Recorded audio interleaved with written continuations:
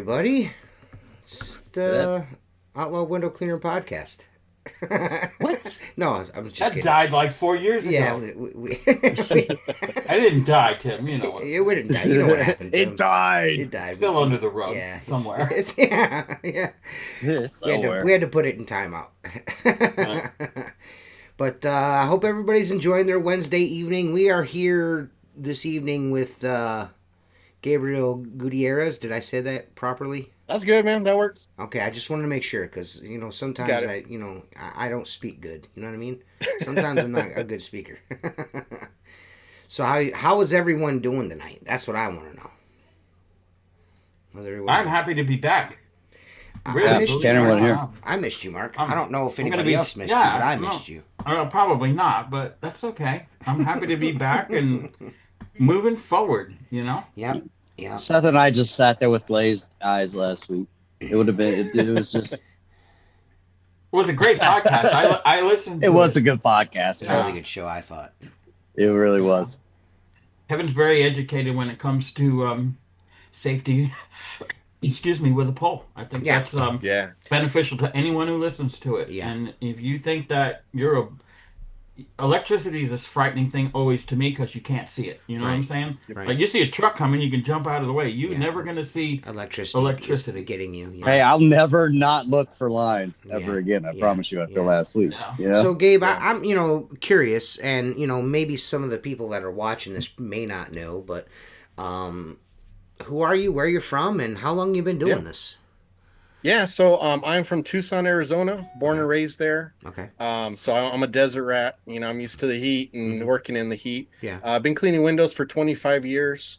Out here, I was a single owner operator for the majority of that. I didn't start hiring until about 10 years ago. And that's when I started growing. I had a daughter. She was expensive. And I always kind of ran my business as a side gig, kind of like I always had another little job to kind of supplement it. And it was just me and my wife for years. We were married when we were pretty young. So I think we were 14 years into our marriage before we had our daughter. So we never really had a need to make a lot of money. We just kind of had a little studio apartment and we just, kept our life simple. And then all of a sudden we had a daughter. And she had a little bit of health issues, a lot of doctor's visits, and then pretty soon I was like, okay, this little side gig isn't going to work. I got to either get a real job or I got to make this work. So that's really when I started kind of learning how to be a businessman. I never really did. I just picked up work when I picked it up, and when I didn't have it, I'd do something else. And I just started growing it, and it was kind of neat the way it happened. I didn't intentionally do it, but because I had just been kind of flying under the radar for 15 years, basically, it was like when I actually put effort for it, it was like all the roots were there to grow, Right. I had everything in place. Yeah. So I put a little bit of advertising out there. I started actually asking for the business, and all of a sudden I had this business, but then I had the other problem of growth. I already knew how to clean windows, but I didn't know anything about payroll. I didn't know anything about taxes. I didn't know anything about insurance. I didn't know anything about any of this stuff. I always ran it as just a sole proprietor. And now all of a sudden I was a corporation. I had employees and I had all this stuff. So it was kind of culture shock for me.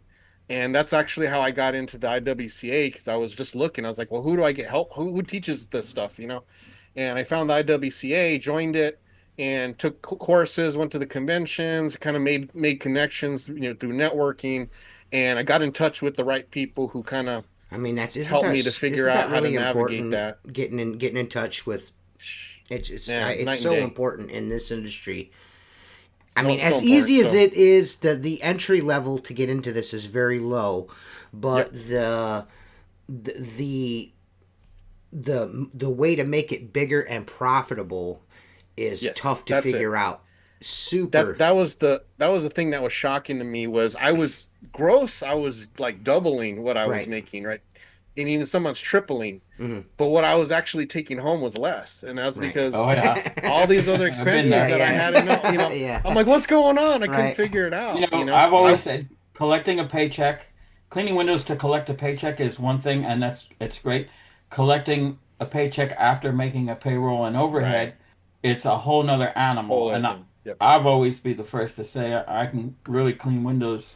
But running a business, if you don't learn from your mistakes, you're not going to be around long. That's exactly right.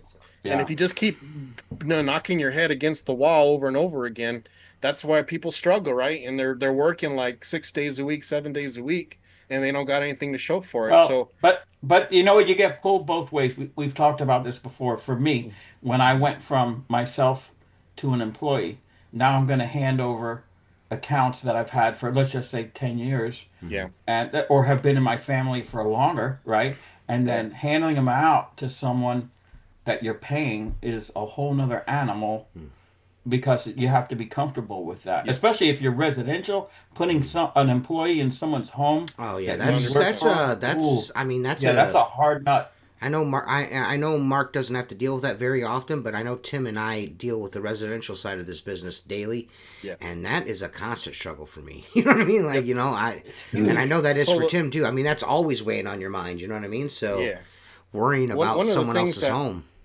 One of the things that I kind of learned how to do, it's not so much now, because now the business is kind of geared towards that, and I've trained my customers on this.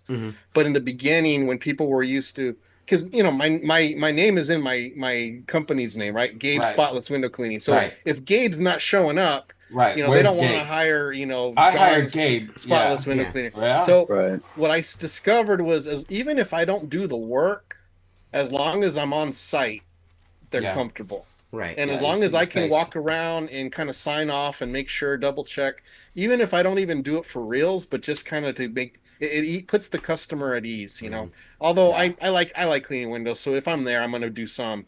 But I'll do some windows. I'll go back to my truck, answer some emails, make some calls, go back and help a little bit. So in the end, I'm not really doing that much, but the customer's happy that I'm there. And then you do that a few times, and they get used to that employee, and now. If I send them by themselves, they're comfortable, because they've seen it a few times. But it's a training process. You got to train your customers to understand that no matter who you send, it's Gabe's Spotless Window Cleaning quality, regardless. Right. And I wrote an article about that actually in the American Window Cleaner magazine about the 18 B. I just want you to know. This is probably the most handsome cover model ever in the history. When is this it coming magazine. out? I don't have mine yet. I can't dispute that. I'm just glad I came before you. All right. I'm just glad I didn't have to come. I didn't have to follow that. You have to follow up. I mean, I'm a hard act to follow, man. I'm beautiful, If you don't have a subscription to this magazine, get one, because you got guys Gabe that write it and have 25 years experience. Mark, 30 years experience cleaning windows. Tim, 30 years cleaning windows. That's amazing resource right here. And it's cheap too. You know what I mean? You got cool stickers, and you can hang that on. You can put that next to your bed, and I can watch you fall asleep every night. And you get the book on Sorbo that they're offering right now. Oh, yes, that's right. For new subscribers. You get a copy of the Sorbo's book, which is really good. At first I was like, come on. And then I read it and I was like, this is actually pretty good. He's an interesting dude, interesting fella, dude. Very interesting guy. Yeah, he's crazy. Yeah. He's done a lot. Yeah. I want just sidetrack. I like him because he's in it. He's not afraid to do crazy stuff. Like he's got that long old 4-foot squeegee that he's going across, Yeah. And then he made the ones with the Youre windows, and then also for French panes, it's got the small little. Who does that, right? Nobody. He's the only one who does that. He's definitely an innovator. There's no doubt. He's an innovator. I've spoken to him. About him. And he was a window cleaner first, so that always helps the industry because he's not building stuff that he wouldn't necessarily use or it's stuff that he's a problem that he's seen and he tried to solve. You know what I mean? Right, like Richie. Richie comes up with stuff because Richie's a window cleaner. Most innovation. Most good innovation is going to come from window cleaners, the guys on the glass. You know what I mean? Yep. Hey, I got the dude's CDs singing, bro. Oh, I got those here. Do you really? That's awesome. Yeah. He's great, dude. Yeah, I love the dude. He's a good dude to talk to. He's huge, and when you meet him in person, you realize how tall he is. Right. It was funny because it was us. It was Tanner. I think Tanner was there. I think it was you, Tanner. It was me, you, Scary Tate, and then Sorbo. Yeah. Mark, are you growing a beard?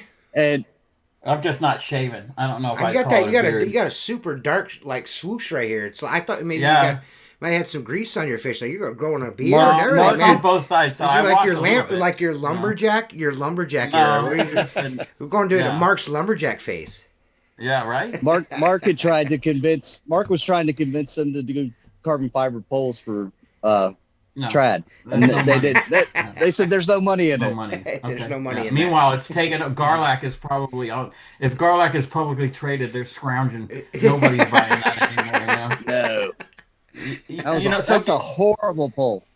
Yeah. Gabe, are you primarily residential or are you also commercial as well? Yeah, I'm about 80% residential and 20% commercial. Out here, I mean, we've literally got about 90 window cleaning companies out here, and they all want the storefronts. They all want the small little the routes and stuff. So I ended up selling most of my route work that I have, because I mean I wasn't making any money on it because the market's so low. So if we pick up commercial, usually it's a building. We'll take a big building. I'm the same way. We got a bunch of hospitals here, and I don't want to mess with any storefronts anymore. I don't chase storefronts work anymore. I mean, if I get a call, I'll bid it, of course. You know what I mean? I'm not going to turn down work. I'm not rich. You know what I mean? Yeah. But I'm the same way. It's primarily residential and bigger commercial counts. Yeah. You know what I mean? Yeah. I want the high end shit. I want the shit everybody wants. The quaint hotels or something like that. The smaller hotels, shit like that. I don't want the big colleges. I don't want the. No, I don't want anything like that. I'm good with property managed companies. The management company calls us. They have like 6 buildings they want us to do. I'm good with that. We come in. We got a week of work. We knock it out, and then we just wait for the payment. So you and Mark probably have similar markets with all the retirees, right? Probably. I don't know about where he is, but where I am, it's saturated. Yeah, that's what's hard about the summer is we lose about a third of our customers because they're snowbirds. So they're up north, getting away from the heat. So you're busy October. They ain't had no luck this year. December. They ain't had no hate. They had no luck escaping the heat this year because it has been ridiculous up here. Yeah. Ridiculous. Well, the humidity is nasty up here right now. It's bad, dude. It's so bad. Like 93, 94% humidity. I don't like I want to know when Ohio became the South. Bro. Yeah, I don't like it because at all. it's stupid. Not fun. It's not fun. It's stupid. It's the corn sweat. It's corn sweat is what it is. So I'm in the middle of a big job. I'm in the middle of a big job today. Okay. I'm sitting there. You know how you're sitting there cleaning windows and you got one of your earphone in. But you can see shit that's going on. Mm-hmm. There's this little old man walking up to this post lady, and he's like wanting to complain. She's obviously not getting his mail. Well, the postmaster's there with her, doing like an evaluation or something. No. Like he's getting salty with this old dude, right? Mm-hmm. And the guy's just like, all right, whatever. I'll just walk away. He goes, well, quit bothering my employee while she's trying to do her job. And then the old man mumbles something under his breath. This guy is like escalating the situation. Going, sir, you're getting out of line, and starts going. I jumped off that window, dude. Like, motherfucker, you're getting out of line. I don't know. Correct me if I'm wrong, but wasn't that dude a general? Postmaster General? You don't mess with the general, man. Yeah, you don't mess with the general, Tim. No, he was getting. No, I would. I will say this. I'm not a huge fan of disrespecting elders. It's never cool. Yeah, you should never do that. They listen. They ain't got nothing to do that day except for yell at you for not getting their mail on time. I mean, the guy said some shit. Clearly, you done something wrong. You know what I mean? To get that old man to come out of his house and be like, "Hey, you're messing up." Hi, Mom. Right. Yeah. Hey, Mary. So, Gabe, really, what I would like to talk about, we kind of ran down who you are, what you do, and all that good stuff, how long you've been doing it. No, you're fine, Tim. I'm curious about Squeegee U. Yeah. Tell us more. You want me to tell you the long story or the short story? Well, this is a 2-hour podcast. So the root of Squeegee U, it actually started with Steve Noonan, the inventor of gutter stick. You know him? Mm-hmm. I've heard of him. Heard of him? Okay, so he it was at the IWC convention. That's 2022, and I wasn't on the board yet. I was just I was doing stuff with IWCA and being used in committees and stuff, but I wasn't on the board. And so we're at the banquet, which is the last night of the convention, Mm-hmm. and I'm just, I'm talking to people. I don't know many people there. And Steve walks up to me, and I didn't know him. I'd never met him before, and introduces himself. And if you ever talk to Steve, he's a talker. Like he'll just go. Like you make eye contact, boom, he's off, right?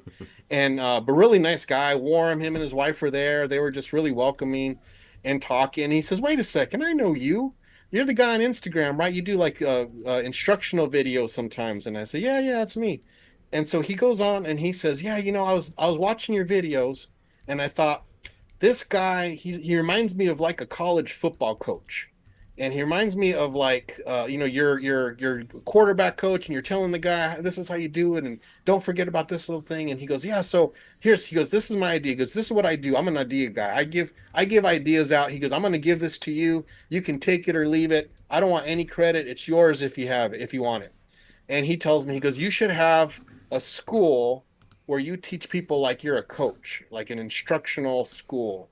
And he goes, and you can call it like, I don't know. And he named like three or four names, but then at the end he says, "No, Squeegee U. That's what you call it. Like it's a university." Mm-hmm. He goes, "Squeegee U. It's yours. There you go. It's and that's yours." And so and then he goes off talks about something else. Well, I mean, I'm it just like ringing in my ear, right? I'm just like, "Sweet, the man. That's brilliant. Mm-hmm. I love that." And I didn't hear anything else he said the rest of the time. I'm just thinking about this. So that's about 3 years ago. So that whole year, it's just marinating. And I haven't told any. I told my wife about it. Called her up that night actually and asked her what she thought about it, and she liked it. And she's like, "Well, what are you gonna do?" I said, "I don't know. I have no idea where to start." So for that whole year, I just stewed on it, and I opened up in one of my my note apps, a folder for Squeegee U ideas. And every time I was working and I thought of something that would be good for the school, I just immediately added it into that little note thing. And so about a year goes by, I've got this list of just ideas, and some of them weren't even fully formed. It was like, focus on the angle, make sure you teach them about the angle, focus on pressure or whatever, Mm-hmm. and I would say a couple of keywords with hoping that would refresh my memory about what I was talking about at the time.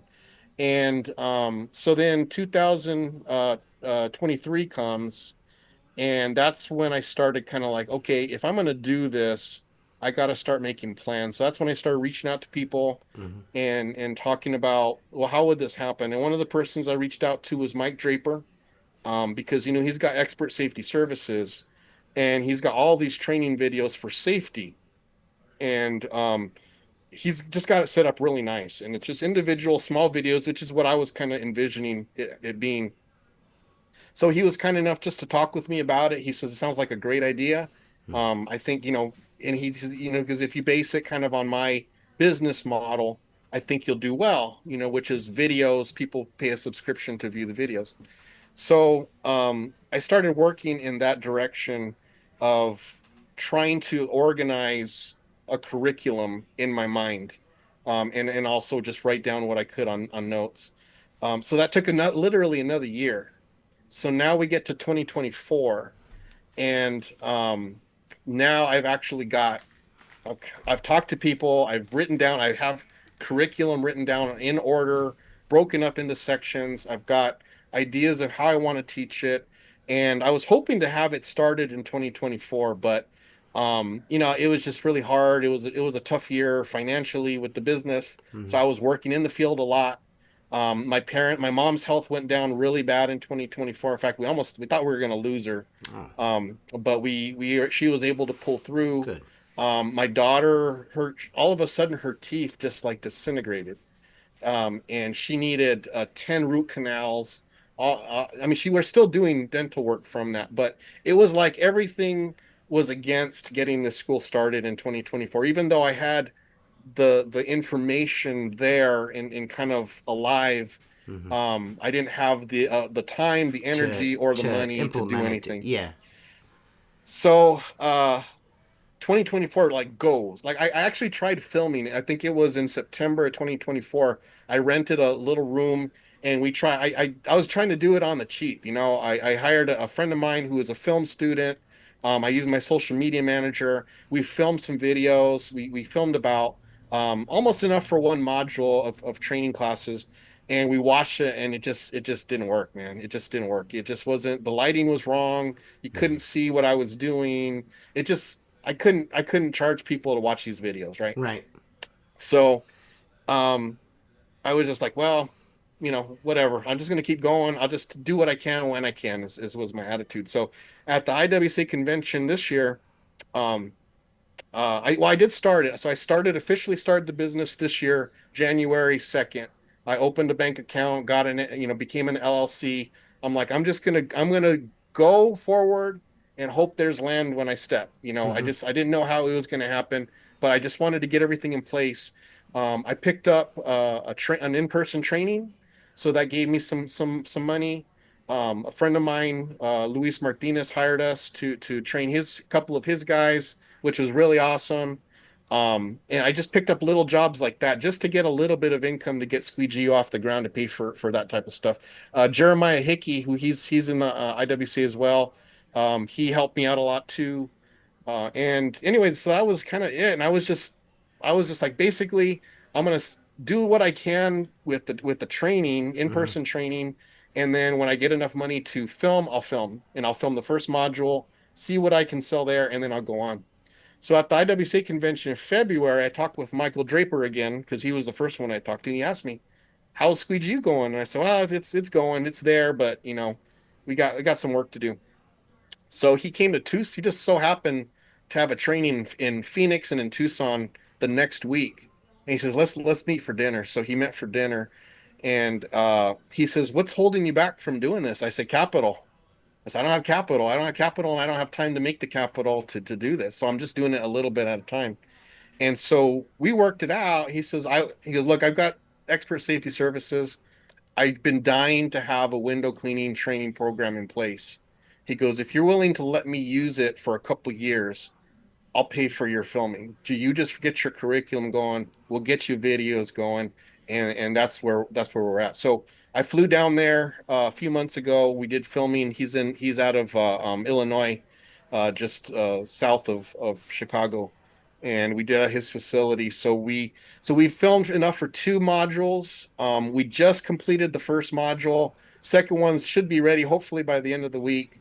So when we go to the huge, I'm hoping to have two modules that we can sell. So we're going to be selling training videos. It's going to be $249 each module. There's going to be 5 modules total. So the first one is basically going to be beginning fundamental window cleaning techniques. The second one's going to be advanced techniques and traditional polling. The third one's going to be water fed. The fourth one's going to be customer service and etiquette. And the fifth one is going to be running a business. So Nice. it's going to be kind of an all-encompassing class to help a new window cleaner who wants to start his own business kind of get the fundamentals of how to not only just how to clean the windows, but how to run a business. And that way they don't go in blind like I did, running in full force, and then you run into the wall, and then you're like, what happened? And you don't know.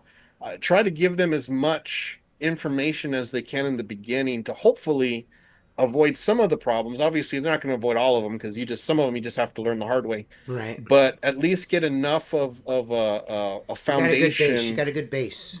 Get a good base. That's the idea of Squeegee. So we're gonna have the training videos as one thing. We're gonna have the in-person training courses, and then we're gonna have I'm gonna call business consultants.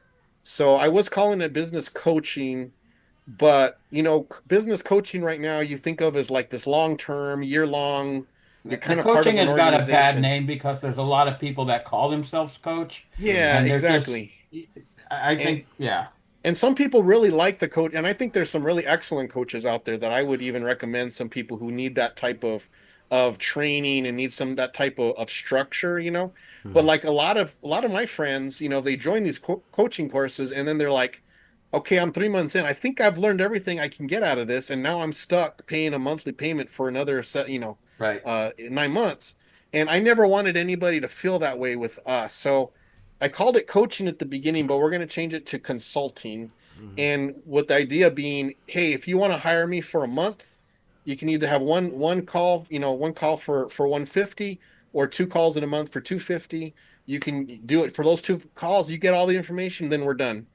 If you want to use me for 3 months until you get on your feet, I'm there for you. We'll do these calls. You want to use me for 6 months or a year, I'm there. But it's like it's up to them. Some people they don't need a long term kind of Some guidance. They people just need a little direction. Yeah. just a little direction through Yeah. a situation or to kind of turn a corner or get over a hump. And once they're over the hump, they're fine. So that's kind of where we're going to go. And it's not going to just be me. I've got a few people in mind once we get it started where they're going to specialize in different areas, financially, technically, with some people who are really good at like for instance, you want to learn a specific type of move. Like some people, they know how to pull, but they don't know how to do the swivel pulling. So we'll have someone who can personalize training for them, or someone who's really struggling with marketing, and they just don't know how to get customers. We can have someone who consult with them. So I'm going to have a team of consultants that are going to just be subs under Squeegee U. They can name their rate, and then I'm just going to take a little bit off the top just to kind of as a connection, put them in connection on that. Well, and that's kind of what Squeegee is going to be. I hope to have eventually a community online where we can, all help each other and work together, interact, have special videos. Yeah. If someone has a specific question on something, I can make a tailored video to that we can share with the community, that type of thing. So how long is a module? Like, let's just say the beginning. Yeah. So the first module is 24 videos. Okay. And the videos range between 5 minutes to 15 minutes, just depending on the subject. So some are relatively quick. It's just because it's talking about a specific thing that really they just need to master by doing it repetitively. Right. Other things, it's a lot of information. Like for instance, my part. So I actually have a question. I don't want to interrupt you, sure. But once they pay for that module, is that theirs for life? That's theirs. It's so it will be hosted on a site. I think I'm going to use Vimeo, but they have access to that for life. So it's theirs. Okay. So the reason why I want to host it is it's just to avoid people sharing it all over the place. Yeah. But also when we update them, they'll have the updates. So so they're not stuck with the old one and they have to pay for the new one. They'll always have whatever the updated lessons are going to be. Cool. And then and then they can watch it in the field. They don't have to have the whole video on their phone. Right. If someone's needing to watch it while they're doing it on the job, they can have it there. So that's kind of the goal. And that's Squeegee U as a nutshell. It's just I want to have foundational teaching. And it's really in response to like what you were saying earlier, TJ, about kind of the TikTok trend of people watching videos. They see these guys door knocking. They literally think they're going to be making $50,000 a month in their first month. So do you and I don't want this to seem combative whatsoever, but I know there's guys watching this or are going to watch this. And is there, in your opinion, or and maybe not your opinion, maybe is there more value in, say, buying Squeegee U's modules as opposed to like maybe watching Steve-O's 5 tips to clean a window? You know what I mean? Is there, you know what I'm saying? And definitely a lot of people have learned that way, right? Yeah. So I absolutely think there's value. I get messages all the time about guys like, man, I never do. And then I seen your video and then I'm like, yeah, you know what I mean? I'm just curious. Yeah. No. So this is Squeegee U isn't set up to say any other video or any other training thing. It doesn't have value. Mm-hmm. What it's to say is it's for those people, because this is the messages I get, right? Mm-hmm. I'll post a video of how to do something. Mm-hmm.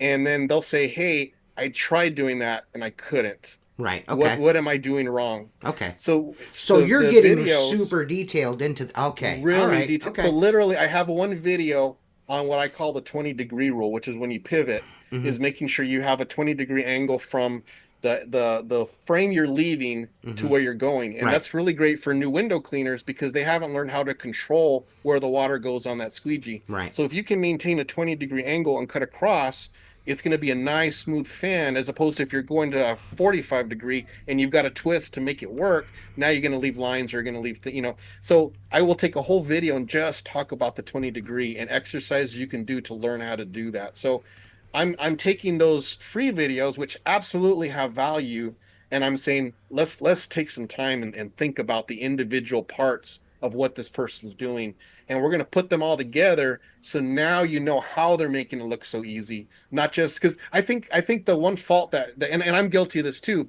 You say, hey, this is how you fan, and you just boom, boom, boom, boom. Hey, that's how you do it. Learn. Hey, great guys, thanks. Yeah. And then people are like, okay, I tried it. I don't look like you when I do that, and that's because there's so much experience behind the movement. I get that all the time. Where guys like, man, you make that look so easy. Well, and you do that to me, Terry, because I see you when you're with your swivel. Yeah. I'm so jealous of your motion on the swivel with the pole. Yeah. Because I can do it. I can swivel pole. Right. But I don't have that smoothness that you have. But that's because you've got tons of reps, right? Yeah. It's repetition, man.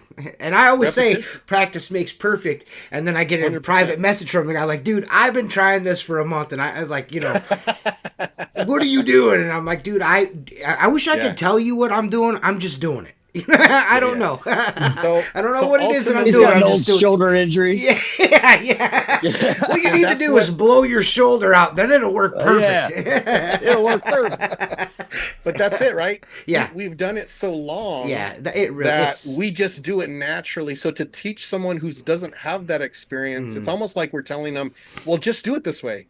Well, how do you do it? You just do it. And so that year that I took writing the notes, that's what I was writing down was like, okay, here's the motion, but here's 3 parts of that motion. I'm glad that I asked that question because I want, because a lot of people, there are a lot of guys in this industry. They're like, I'm not paying some dude money to teach me how to clean a window and da-da-da-da-da. And there are, believe it or not, there are people out there that this will be beneficial to and that will line up to do this. That's what I mean? There are people out there that have trouble picking these 100%. Techniques up. And most of them will invest a bunch of money in equipment, can't get the technique down, and end up selling it all on Facebook.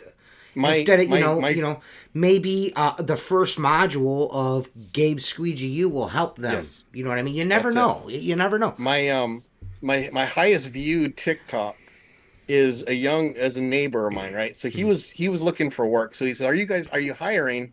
And I said, well, we're kind of slow right now. I said, but if you want to learn how to clean windows, I'll teach you how to clean windows, And I said, just look, I'll do it for free. You need to give me permission to record you so I can use it for my social media. If you do that, I'll teach you. I'll even give you some equipment if you want to go and try and pick up some accounts. So he was all happy. So he showed up bright and early the next day. So I took him in one day. He went from he'd never held a squeegee before, and he just looked, when he was trying it. And then at the last video is him fanning like a pro, man. Right. I mean, it is smooth. That's awesome. And that was a half a day. So that's what I'm trying to, not that I'm trying to do any miracles or anything, but it's just the breaking down of the individual movements to help them to understand what's happening. Then they can actually see it happen, Well, I have a question here from the Peanut Gallery.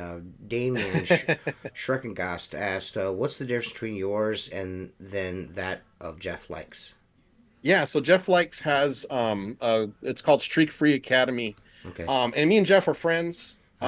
There is definitely some overlap in what we do because we both advertise towards business owners who are looking to set up a training program in their business. Where we deviate, and in fact, I just sent one guy who called me up was asking after talking to him, I'm like, you know what, you're probably a better fit for Jeff Likes program for what you're doing. So Jeff's is more tailored towards the company that has high turnover. Okay. So you're bringing guys in and you're training them, and you want to get them out in the field as fast as possible. And then the next guy quits and you got to hire someone else. And you don't want to hire skilled, you want to hire new. So Streak Free Academy is designed to get people out into the field within a week. And it's only straight pulls. And he just really gets them so that a business owner has a competent person to send to be able to do a decent job on the windows. And then the business owner is responsible for training the other way. So it's very simple, it's very concise, and it works really well for companies who have that turnover type of structure, right? So Squeegee U I'm for the window cleaner.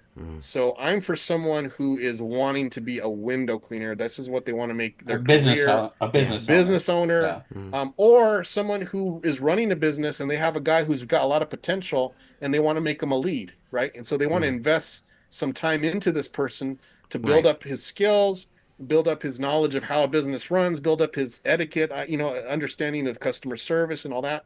So he wants to make him a lead.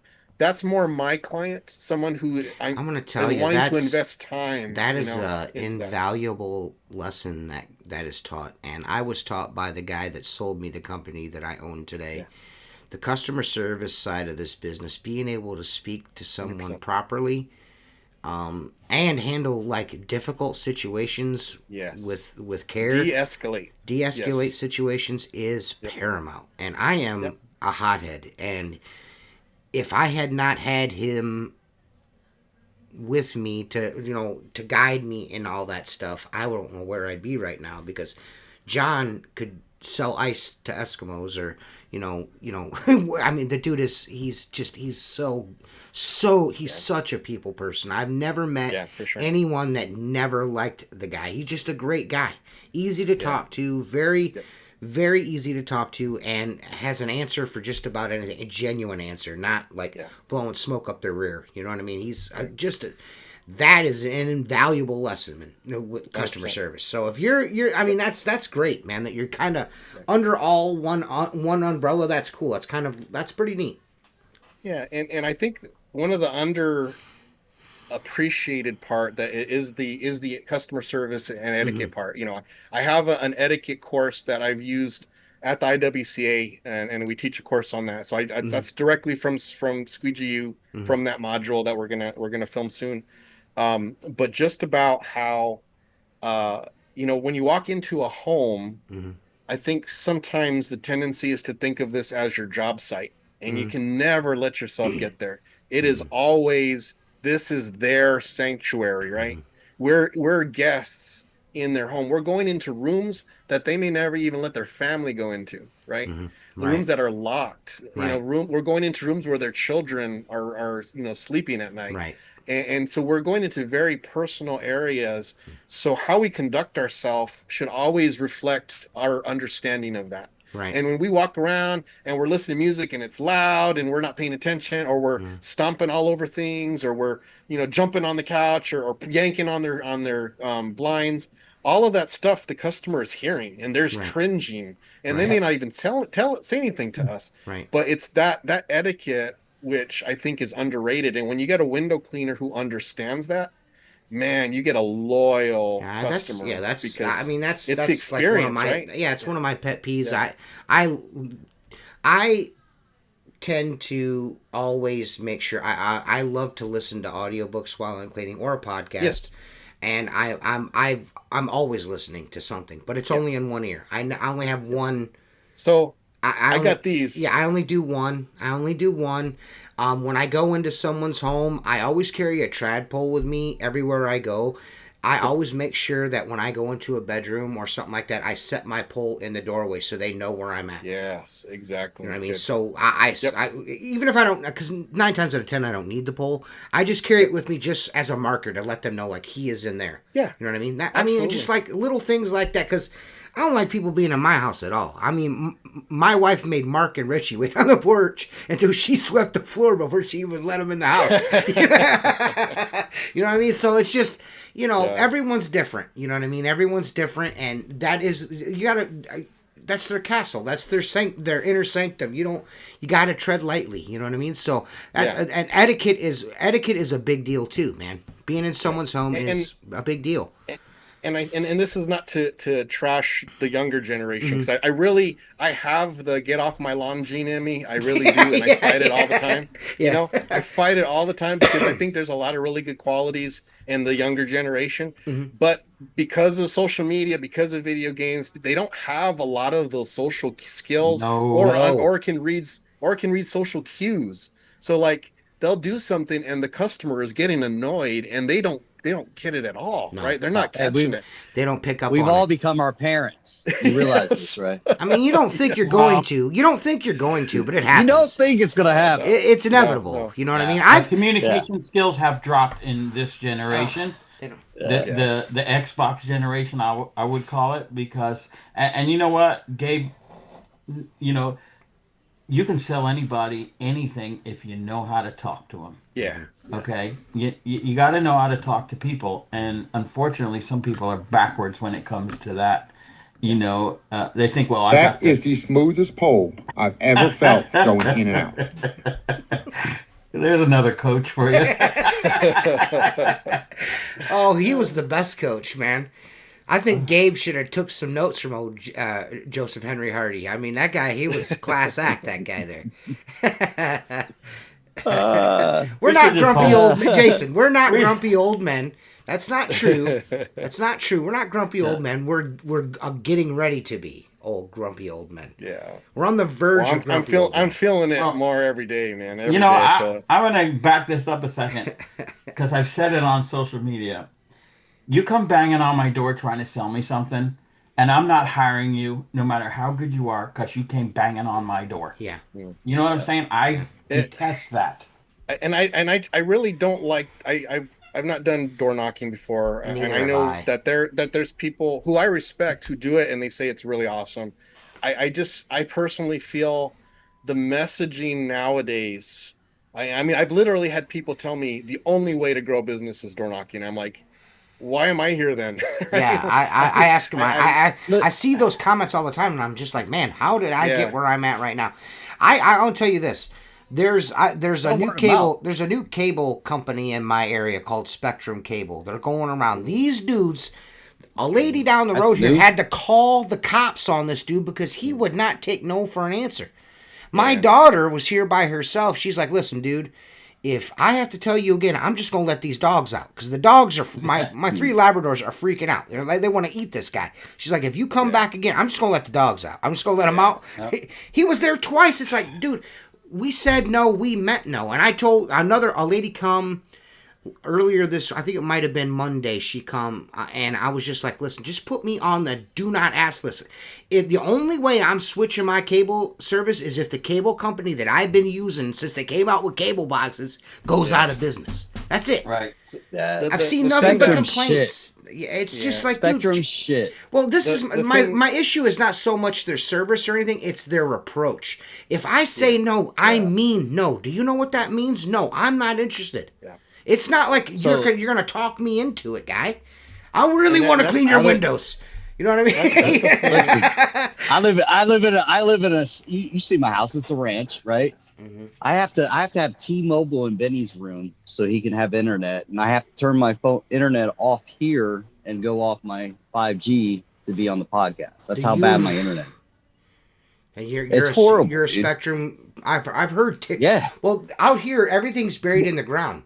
And every time it rains really, really hard, everyone's service goes out because it's all buried. And I just want to address something. My whole house.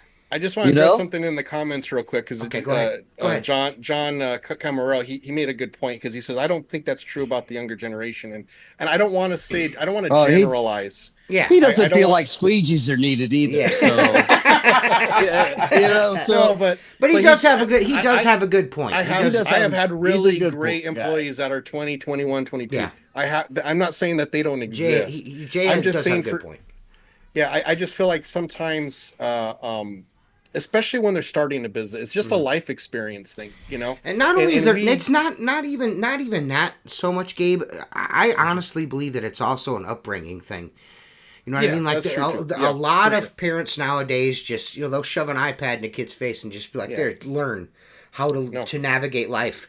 My son is 13 and doesn't even have a Facebook page or a social media account or a cell phone. It's something that you got to teach your kids. You know what I mean? And a lot of these kids are not taught the right way to do things. Like you said, they don't pick up social cues very easily. And I really try to when I get a young person who is working for me because they do have the energy, right? Mm-hmm. If I can tap into some other strength they may have, then I can try and use that, because I know young people, like, I'll give you for instance. So my social media manager, she's 20 now, but when I hired her, she was 17. Mm-hmm. And I mean, kids know how to use social media like nothing, right? Yes. I mean, it is like Yes. breathing Second nature for them. to them, yeah. So that's a strength she has that we were able to use, you know, and that's a value that I don't think, you know, even before her, I was active on social media, but you know, I'm busy, I'm doing other things. To have her take my content, structure it, load it send it at the right times throughout the day, monitor it, tell me, hey, these are the hits, this worked, let's try to do something similar to this the next time, because people like that. I mean, that's stuff I wouldn't be able to do, you know? Right. But they grow up with that. I mean, it's just so second nature. So, you know, it's like, that's what I mean when I say I try to fight that tendency, because I'm seeing things through the eyes of what I'm used to, and the world is not the same world that I get off my lawn. So that's me. That's me right there. Yeah.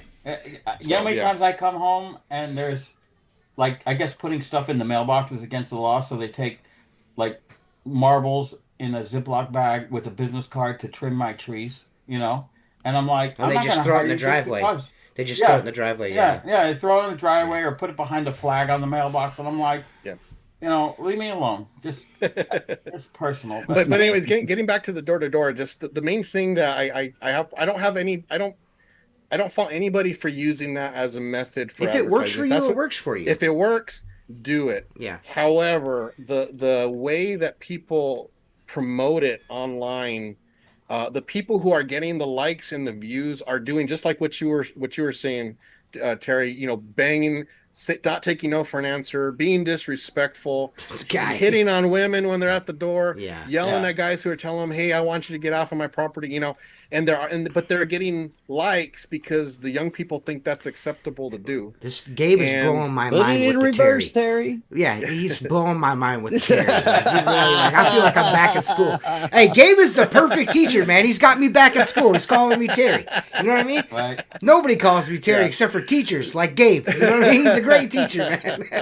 Usually when you hear Terry, you're in some trouble. Every time he says Terry, I don't know if you guys like go back and watch. Every time he says Terry, I like snap too. I'm like, what? I know you so long. The first time he said it, I'm like, who the hell is Gabe talking to? Every time he says Terry, I'm like, what? I'll say TJ. No, you're fine. You can call me whatever you want. No, you're fine. You can call me whatever you want. If it comes naturally as Terry, that's fine. I don't mind. No, I'm you know, the majority of people, I kind of generalize, majority of people don't like hardline sales. You know, I bought a company, a route, from a guy who'd been in business for 30 years. And I'd say to him, he'd like, hey, go take care of this, I'm like, how did you get that job? I go, I went in there once. That lady looked at me like I had 6 heads. And he goes, I go in every week and I wear them down. I go, but what you don't understand is she's finally going to let you clean her windows. You know, and this is commercially, so you're going to get an ongoing client. But I go, they never stay. They just want to shut you up. You know, he goes, I went into this, there's like a blood, you know, donate plasma place. And I used to see his truck there every Wednesday when I did the restaurant next door. I'm like, Herb, how many times? He goes, I go in there until they tell me, get up. He goes, I walked in there last week and the guy goes, you're going to give me the same spiel you did the week before. He goes, yeah, I am. And he goes, I go in until they tell me, get out and don't come back. See, I have the opposite philosophy. When I'm doing storefront route work or whatever, I see a new storefront coming in, I will put a card in the door if no one's there. Or if they're there, I walk in, I just say, hey, I do all your neighbors. If you're interested in having your windows cleaned, I'd like to talk to you. And I just plant that seed. And then the next week when I come to clean the storefront, I make it a point after, 10, 11 o'clock while I'm working to go there later, okay? And I wave to them. Later in the evening, the creepy little dwarf comes around. Right, yeah, here comes the dwarf with the bucket, right? I wave to them, and I just keep on going. And I've had people come out and go, so you clean all these neighbors, and you always say hello to me, but you never come in. And I go, you came out to me. If you don't understand what's happening now, you're on the hook, and you're not getting away. Yeah. And I sell it every time. Because I make it their idea as well as mine. But if you're going to beat someone over the head to sell your service, they're not going to be around very long. But not only that, it's not efficient. You know, No, it's no. not an efficient way. I mean, that's what I keep telling people when they say, "Oh, well, I'm going to do door to door." I'm like, "Okay, you can, but you got to understand you're not taking on two jobs. You're Right, taking a sales job and then you're taking a cleaning job. right, And if you can do cleaning the whole day, guess what? You're going to make a lot more money than if right, you have to sell half Yeah. the day and then right, clean half the day." And when right. you put it in that perspective, it helps the people to understand. Now, nothing wrong if you want to start and you got no work and you got to go out and get it, Yeah, go out and get it. you gotta You go out know, and get it. You know, that's but that's the main but if that's you the want, name of the game in this business is you gotta be hungry. yeah, You know what I but mean? if you it's want time. growth, Yeah. if you want It's growth, time. that those customers have to come to you. You Yeah. can't just keep continually Yeah. physically going out to Yeah. them. So Yeah. it's again, I don't want to beat a dead horse, but if that's what you want to do it. But don't view it as a like long term thing. There's a reason why 3% of door to door people last. All the rest fall by before 3 years, and it's exhausting. It's exhausting.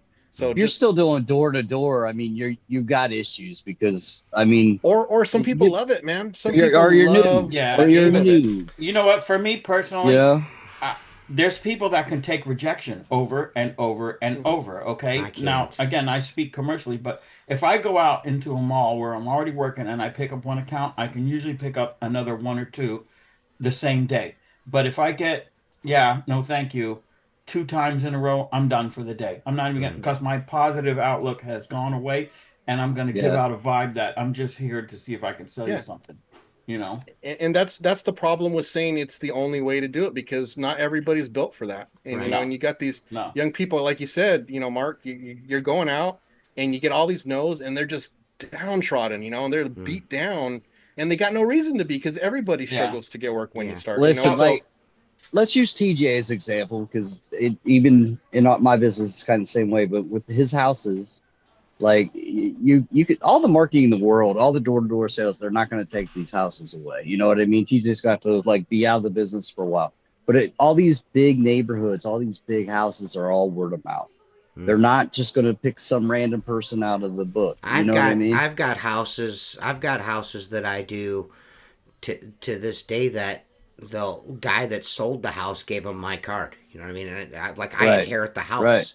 Yeah, After yeah. it's Well, Right. sometimes you know they'll what I have mean? a whole book of the vendors, Yeah. right. the lawn guys, Yeah. the pressure cleaning guys, the window cleaning guys, the gutter I guys. actually And have that's one always, Tuesday that the house Yeah. sold last year. I'm doing the house again. You know what I right, mean? right. So, And if you do houses for like realtors, I would suggest you get into their book so that when the person buys the house, they've got, well, this is the guy that's been cleaning the windows. Here's his number. Right. That's a huge upsell. And if they choose to continue. Listen, we do a volume of work. So we got 3 guys. We're running 3 houses a day, 5 days a week. That's 45 houses a week. You're going to have that one or two that's going to be upset. But I mean, when you're really trying to build a neighborhood, you're doing whatever it takes to make them people happy. Yeah. You're Yeah. just because the only way to keep building in that neighborhood, it's not going to be me going around putting door hangers on it. It's going to Yeah. be that word of mouth. it's gonna Right, be like, yeah. oh, You know? who's that guy that does your windows? Right. I'll throw out a yard sign while I'm there or something like that. Yeah. But I mean, it's always going to be the neighbors talking. Right. I believe it's about the way you talk. I've said this before. We looked at a house. I got a call from a house. It was a referral. We don't do a lot of houses, but we have some homes on the island of Palm Beach. That's where Mar-a-Lago is. That's $1 billion home. And I looked at this house. It's almost 60,000 square feet. And I'm like, why would they call me? Well, because I worked at the Palm Beach Country Club every single week, and they got my number Yeah. from the country club. I go there, and the house is almost 60,000 square foot, all huge windows. And I'm looking at it going, water fed on this is hit or miss, on giant plates in the sun on the beach. But the house manager comes out and she's like, here's what we're looking for. And I go, okay. And she shows me the house. And I said to her, I have a couple questions. I go, what are you expecting out of me? What do you want out of a window cleaning company? So I know how to look at this. And she told me. And I go, okay, now I have a second question. Your house is clean. Okay, this house sitting on the beach has been cleaned in the last 10 days. There's no doubt. Why are you calling me? I go, is it to save money? A, or B, you're not happy with someone, you fired him. She goes, none of the above. She goes, the guy that does the house normally takes 2.5 days to do it. And I kind of laughed. I said, I'm going to be out of here by 1 o'clock. And she's like, yeah, okay, whatever. So I go, listen, ma'am, no disrespect. This is an amazing house, but we do buildings. So this to me, I go, you give me a shot. I go, so it's not about the money, but she says, I have all my eggs in one basket. And when it takes 2.5 days for a guy to come with 2 employees and do the house, it's just heavy on us. And she goes, I'm just looking for someone. I go, look, I'm also not a jump and run guy. If you call me on Monday, I can't be here Tuesday most of the time. She says, okay. And then I asked her a couple more questions. She says, it almost sounds like you're interviewing me, not me, you. And I said, I am. Yeah. I said, I want to make sure we're a good fit. This isn't about the money or the clean windows. This is about that we're going to work well together. Because if you're not happy or I'm not happy, then this isn't going to happen. So they hired me, and now they use us like twice a month. I almost feel bad for the other guy. But no, it's the way you talk to people. Yeah. If you walk in there, but what you did, Mark, was you managed expectations, and you found out what the real what was the pressure point there. What was causing her to want to make a change? Right. And that's a skill that not everybody has. I can't tell you how many times I go and do bids, and someone literally just counted the number or the windows, wrote a number, gave it, and took off. And then I go do it, and I'm touching the windows, and I'm asking them questions. I'm like, hey, when was this last clean? What is this, Mark? Do you know what happened to cause this? Or is this something new, or is this always on it? And I'm asking, and I remember one guy, and my bid was like $300 more than the next guy. Yeah. And he says, but you know what? I'm going to use you because you took half an hour here to go look at all my windows, and the other guys were in and out in 5 minutes. See, I'm a slap the babies, kiss the dogs kind of guy. You know what I mean? I like to press the flesh. When I go to do an estimate, I'm going up to use my personality to get myself this job. I'm going up to talk to them and reassure them that when they have me in their home, they're going to get exactly what they're looking for. I just like, what are you looking to have done? What do you want done? Right. You know what I mean? You listen to things that they say. They're like, the last guy didn't do this, and and this guy didn't do that. And I'm like, well, I could do this, this, and this, and it'll be perfect just the way you want it. Da da da da da. Right. You have to pay attention to what they're saying, because if you're just going in there real clinical, counting windows like it's going to cost you this much and walk away, you're probably going to have a hard time. It's not going to work. If you do end up getting it, it's going to be tough. It's going to be tough if that's the way you're trying to do things. The way I was brought into this business by my father, one of the first things he started telling me about sales is, we don't go into clean work. Okay, now if someone calls you, that's different, especially in the commercial world. Yeah. If I'm in a shopping center, I have one job and someone has 10, I'm not going after his work. Okay, because that only ruins the industry for everybody. But and another thing, I picked up a country club one time years ago, and they called me up, and I went going to do a walkthrough, and it's huge. 3 to 4 guys all day, 8 hours, 24, 25 hours to clean this country club. And the first thing the chief engineer says to me is, look at this entranceway, and a big high glass, giant panels. And I'm like, okay. And he goes, the guys were just here yesterday. Do you think they did this? So you don't ever want to fall in a trap of bashing whoever's doing the job. No matter how long they've been there, someone made a decision to hire them. Right. And I looked at it, and I had to bite my tongue, because my nature is to trash someone. I mean, that's just me. I go, well, I'll say this. He goes, look, I know the game where you don't do everything every time on a maintenance job, but it always has to look perfect. Right. I just looked at him and I said, well, I can tell you this. Seeing as how this is the entrance into this country club, that's a must that it's perfect every single time, because that's what people see. I go, the rest of the stuff, the locker rooms, behind the bushes and everything, I know what you're saying. I go, we all play that game. I'm not going to lie to you. I go, but I'm also not here to destroy whoever's doing it. Right. I think it needs more attention. And I got the job because I was honest with the guy. Yeah.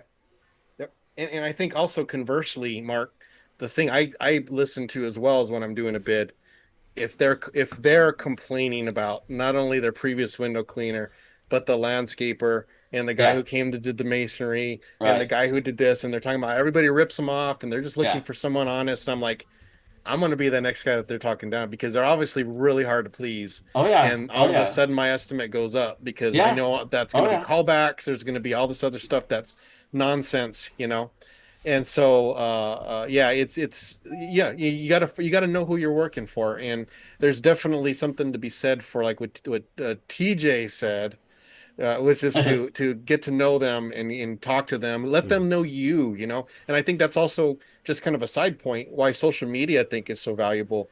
I try to let people know my personality through the social media, and a lot of times I'll go do an estimate and they'll be like, oh, you came, oh, Gabe came, Well, and they act like they kind of knew me because they kind of do, because they've seen me, you know, even though I've never met them.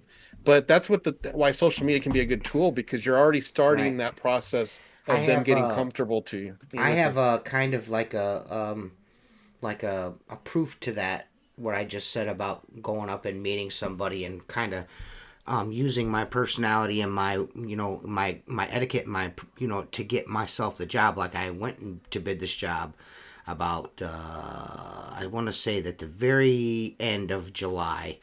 I get there. The wife called me, set up, and she wanted to, you know, what she wanted done. I got there. She wasn't there, but the husband was there. I talked to the husband. You know, we had a, you know, he's a Vietnam veteran. You know, we instantly, you know, like we hit on that because my uncle was a Vietnam vet. We talked a little bit. And he kind of walked me around the property. We got along. We were cutting up back and forth. You know, we had a really good time. I was there about 10, 15 minutes. He was telling me what he wanted to get done. I gave him options, you know, on, you know, the different services that I was going to provide for them. And I said, well, you know, this is what it's going to cost. He was like, okay, and, you know, how about this? And I was like, well, this is what this is going to cost. And he's like, well, let me, he goes, why don't you just, you know, message my wife, let her know, you know, the total of everything. Because I'd like to have you do everything if you could. We just moved in. I'd like to have the windows done inside and out. I'd like you to check the gutters. I'd like you to pressure wash the house. You know, do all of the things that we spoke about. I'm like, cool. So I got a hold of her. I gave her a price. She was like, that's pretty expensive. You know what I mean? I'm like, well, I'm cutting you a deal. You know what I mean? Because I'm going to be honest, I'll tell everybody now, I don't talk about it too much, but I started spraying for spiders this year. So I've been soft washing houses, soft wash the house, and spray for spiders right afterwards. And then the following week I go back and I clean the windows. I'm raking it in. But anyways, raking it in. She was instantly turned off by the price. Okay, she told me over a text. She's like, I'll get back to you and see which one of the things I want to do. 15 minutes later, her husband calls. He's like, Terry, I want you to do everything like we talked about. Just tell me what I owe you. I'll stroke you the check when we're done. That conversation with that dude won me that job. His wife was like, no way. Yep. And then he's like, wait a minute, Terry? He's great. I want to give Terry all my money. You know what I mean? So it just worked. And now I got him on the books for October. They want their windows done again in October, just on the outside. So, you know, it just that etiquette and that pressing of the flesh, getting to know the customer and be like, I don't want to say make him your friend, but make them your ally. Yeah. Make your customer your ally. You know what I mean? So let me ask you this, Gabe. What's your opinion? Because it goes around on Facebook, and I kind of stay out of a lot of it. But people will ask a question: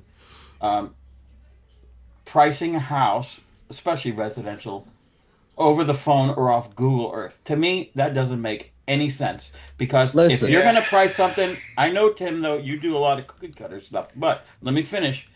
If you bid a job over the phone without seeing the house, and I show up and talk to them, 90% of the time I'm walking away with that job. So here's my philosophy on that. I think there's definitely a place for that. We use Responsibid. So 80% of our jobs, they fill out the form, they count up their windows, they write their information. We get the information for an automatic bid through Responsibid.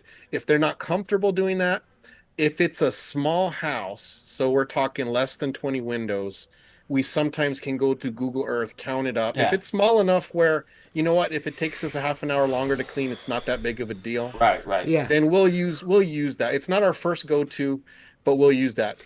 Custom homes, pretty much anything above 400, I want to be either on site and I want to look at it, or someone, one of my every leads, time, to go and look at it. Every time I've been a house looking at a Google view or every single time when I get there after I've won the job, I get there and I'm like, man, damn! I didn't know it was on the edge of a cliff. Edge of a cliff, or had all the solar screens with 10 screws all the way around the side on each one. Dude, or the stain. Yeah, the stains on the glass. They're like I've never had my windows cleaned. I'm like, Jesus! Yeah. You can't tell that. You can't tell that on a Google Earth image if the windows ain't been cleaned in 20 years. It's right. Yeah. So it's kind of a give and take. Sometimes we'll do it if we have to, but it. Yeah, dude, I sell 100 window jobs from that all. Right. By the time Leah gets done with them, they know when we go up on site, we're not starting that job until one of us has circled the house, counted all the windows, we've agreed on a price, and we get going. Right. But we don't dick around. But this is the first year I've done a lot of bidding because this is the first year that we're getting calls from the house managers, like Tanner said, and you can't do that. No, shit you got to show up there. They're not curious about spraying for spiders. Yeah. Zach, and these house managers have like 3 or 4 houses they manage. You know what I mean?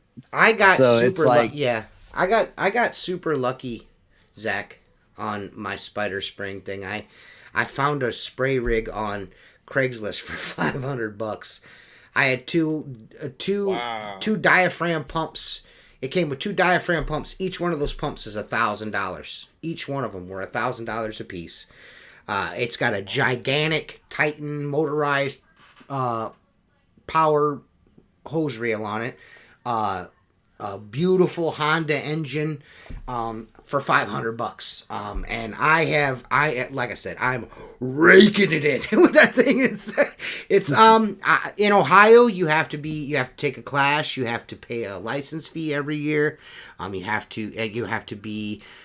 to mind your P's and Q's about it, but it is a very right now I have to do it out of 2 trucks, which is very inconvenient. I would like to my plan this year is to, and I'm putting everybody around me on notice by saying this, so if the competition is watching, I'm putting it all on one truck. So I'm going to be pressure washing, window cleaning, and, not pressure washing, more soft washing, and spider spraying off of one truck.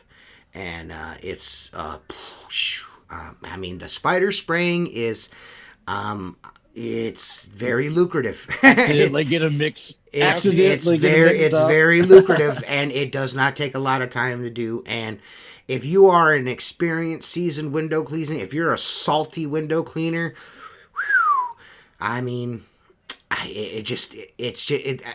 tearing the windows up. I'm not doing it purposefully, you know what I mean? But it gets on the windows. There's no getting around it. It gets on the windows. That's an instant sale on window cleaning. And most of what I've done this year is to get my feet wet and kind of get the word out there that I'm Squeegee is also the Spider Killer 9000 guy.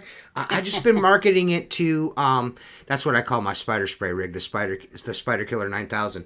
I've just been marketing it to my residential customers, like the people that I've been, you know what I mean? And this no pressure sales. I just listen, I just want you to know, I know that you have trouble with the spider guy occasionally not showing up. I can spray for spiders now.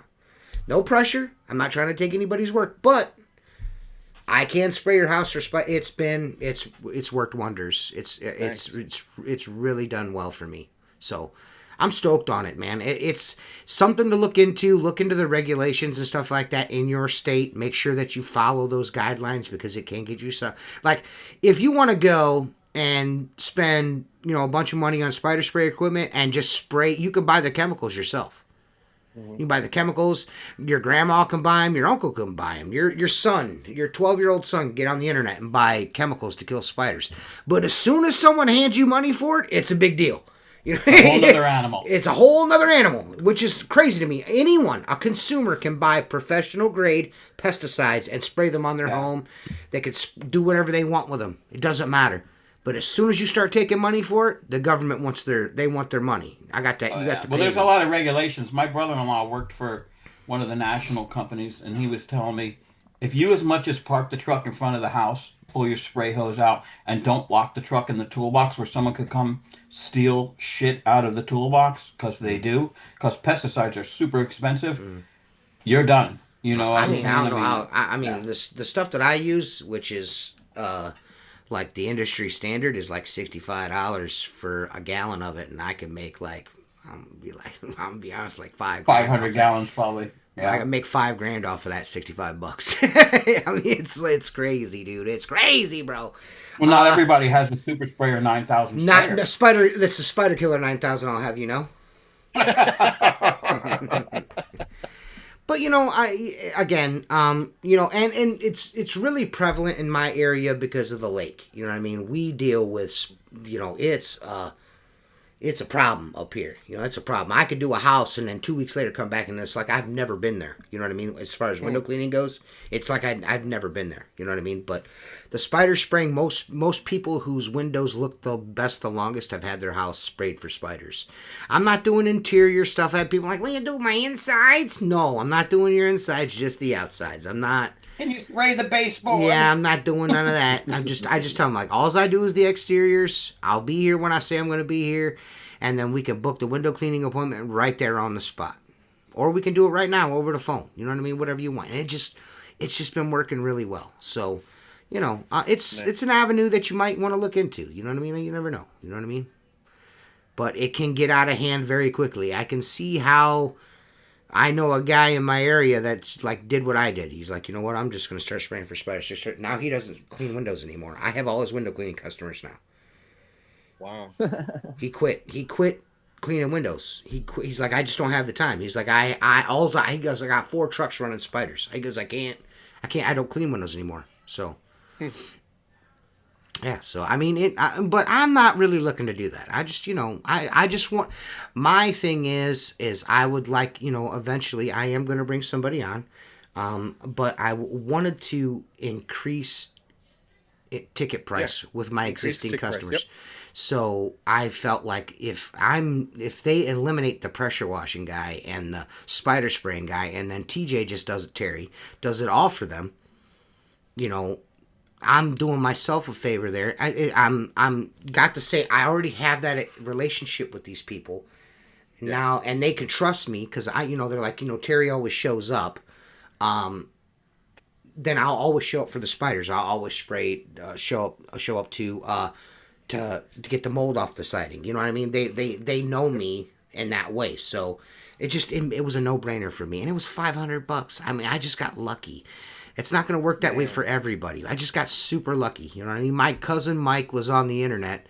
He's like, "Hey man, I seen a spider spray rig on here for like $500. Like, look at this hose reel." I'm like, "Dude, that hose reel is expensive. That's $1,000 right there." I'm like, "I'm going over there right now and buying that." And when I got there, I'll have to. The name of the diaphragm pump starts with a D. They're beautiful pumps. You take them out; they're all stainless steel on the ends. They're beautiful pumps. Delaney, I want to say, is that right? Does that sound right? Delavan? Delavan. Yeah. Beautiful pumps, man. High-end pumps, yeah. Very nice pumps. Well, you know, look, I've got 2 of them. Pest control companies can be national. You don't see national window cleaning companies unless they're franchised. Right. But like Terminex is a national company. All so owned by that R&D into that kind of stuff. They've got well, think about it. You know, I wish I could spray bleach with exactly. that The pump, R&D in that industry is right. That thing shoots like 60, 70 feet in the air. It's ridiculous, dude. Yeah. Yeah. Yeah. So it's TJ starred in The Spider Kingdom with William Shatner. It was filmed on the street. You know what? Speaking of Craig, let's watch this. Let's watch this. Give me a second here. Hopefully it'll load up. Will it load? Uh-oh, now it's going to load. Here we go. All right, maybe.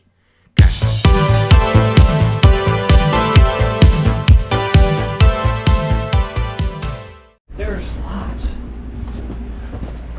Welcome to the Trocadero Lounge. This is unbelievable. I'm sorry I broke your toys. No, you didn't.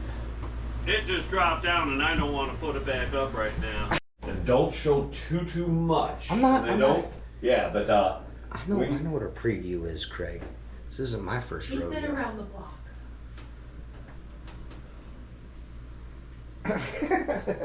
Oh. When is this all happening?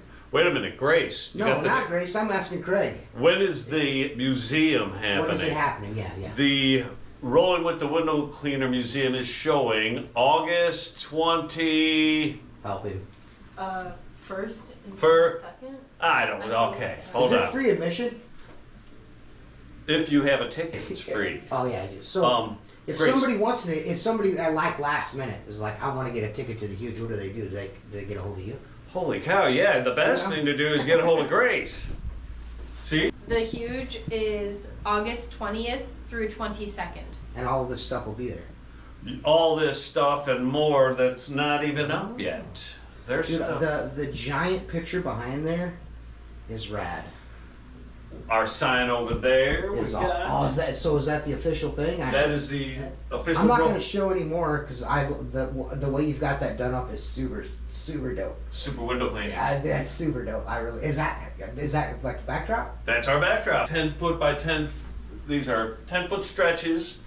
2-foot panels coming in on each side. So is this all stuff that you've collected over your lifetime? Over my entire lifetime, some of this is our family stuff, a little bit here and there, not everything. It's not about our family business; it's about all of us. Okay. But yeah, we've got a section over here that covers glass making, which is important, Especially in Ohio. Yeah, Ohio.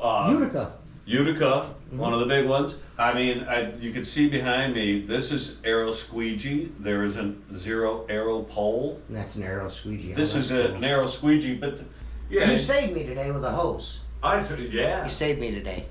It Yeah, was we're hot. roundabout in Avon Lake. Yep, Avon Lake. I was doing windows and Craig saved me. Well, I mean, you kind of screwed me too because we talked for an hour, Yeah. which is easy to do with Craig. We should go grab some footage down in the shop because there's some pertinent stuff that's going on down there for the show. And so a sneak preview? a sneak preview of things? some giveaways. No, they're the nice. They're nice ones, but they're No, they are on sale. No, they are. They're nice. They're nice. These are nice. They're nice. Oh, these are nice. Yeah, these are nice. Oh, okay. Nice. These are Nice. nice Those are nice. Boabs. Yeah, nice Boabs. Nice Boabs. Yeah. Yeah, And that's you're gonna do some Craig stuff to those. 2 thumbs up What are you putting on there? for What is every this? thumbs down. What is this? Xylophones? All right, so what we're going to do here is we're going to mod these out. Do we have anything down here done? No. So we're going to choose.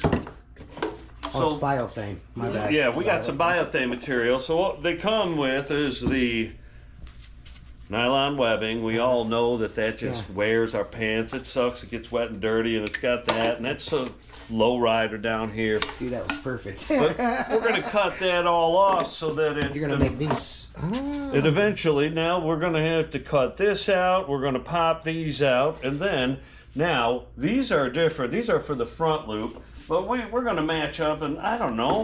Wouldn't you Those are like Michigan colors. That's terrible. this blue and yellow is Michigan? Yeah, that's terrible. Well, Maybe we got somebody from Michigan will like that. Or see my favorite. Now we got a pattern on one side, flat on the other. That's cool. But What is this called again? Biothane? biothane Oh, yeah, I did a whole material. video about this. Yeah. I have Then- biothane holsters. I still use those. There's one of them on my belt right now. So that's the old school style. I like that. So they're all going to get modded, but what color to use for that one? Red and green I mean, Christmas. Yeah, you got to do the blue and the yellow for Michigan fans, the gray and the red for Ohio State fans, and then Yeah. the green and black for guys that like zero. In there. Sure. But Move that so I can see the shirt. oh yeah, you just noticed that. All right, for those that have no idea, I do believe, Chris Lambrinides, you could tell me, I think one time you told me this was one of your favorite pictures in the collection. This is actually The shirt is dope. from the collection of historical photos that one day this picture will be in the museum. Dude, that's my favorite T-shirt I've ever seen in my life. Dude. You've I just now noticed that. You Lady's just- face is fucking amazing, dude. We're over there with you at your job today. Yeah, They and I were never, hanging out didn't all even. day. It never dawned on me. Did you have one on too? No, I had A different one? I had the Celia, that Oh, okay. old school, like Yeah, yeah, yeah. 1926. Yeah, what else do we have? Yeah. So if you run into Craig at the huge convention, there's a possibility, or It's- Grace, there's a possibility that you could get a super modded out from Ohio Boab. Randomness. A nice. A nicer, nice. Boab. Nicer, nice. I like that. Yeah. Nicer, nice. Boab. Yeah. So old I just want everybody to know that if I let Craig, I will be here till midnight talking about this. Let's stop now, because I'm the man with 1,000 things. Yeah.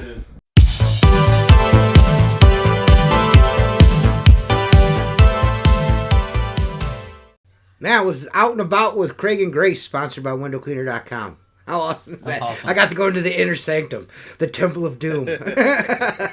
Craig is, dude, listen. Craig is, like he said, the guy with 1,000 ideas. There's nobody I've met that's got more passion for this industry than Craig. If you go to Craig's house, there's not a room in his house. There is something that has to do with window cleaning somewhere in his house. Dudes, I mean, I got a video coming up I'm doing about the Zero Light brushes because I've not done a review on those yet. I just got the 18-inch brushes in last week, and I've just been working with those. And I was like, I want to wait until we got the regular models, the 18s, all of the boar's hair, the hybrids, the regular brush. I want to get them all. That way I can do a good review. And I have an issue with these, which you'll see the video next week. I've been having an issue with them, and Craig has got this. He's like, no, this is what you do, and it is the simplest thing in the world. And I'm like, dude, I hate you. You know what I mean? Because it's the problem that I'm having. It's the simplest solution. It makes perfect sense why it works, but I never would have in a million years just take that and do this with it. And Craig just instantly you just do this and with the little doodad. It works, dude. It worked perfect all day. He's one of those guys. That he said he's known you for a long time. Yeah, he said he's known you for a while. Yeah. Yeah, he's a conceptual thinker. Yes. So I'm an idea guy, or I can I details data, information. I can kind of crunch that. He sees the wider picture, and he looks down on things. So yeah, it's kind of a rat's nest. It's almost like a herd of cats inside of Craig's brain, which I love. That's where the creativity is. Yeah. And like you said, the passion. I think that's where I think me and Craig got along really well. I've always approached pretty much anything, but especially window cleaning, from a perspective of appreciation. And if you can look at it as a job, you can look at it as a paycheck, you can look at it as a means to make a lot of money, or you can appreciate what the industry does. And for my instance, one, it supported my family for 14 years, even as just a part-time thing.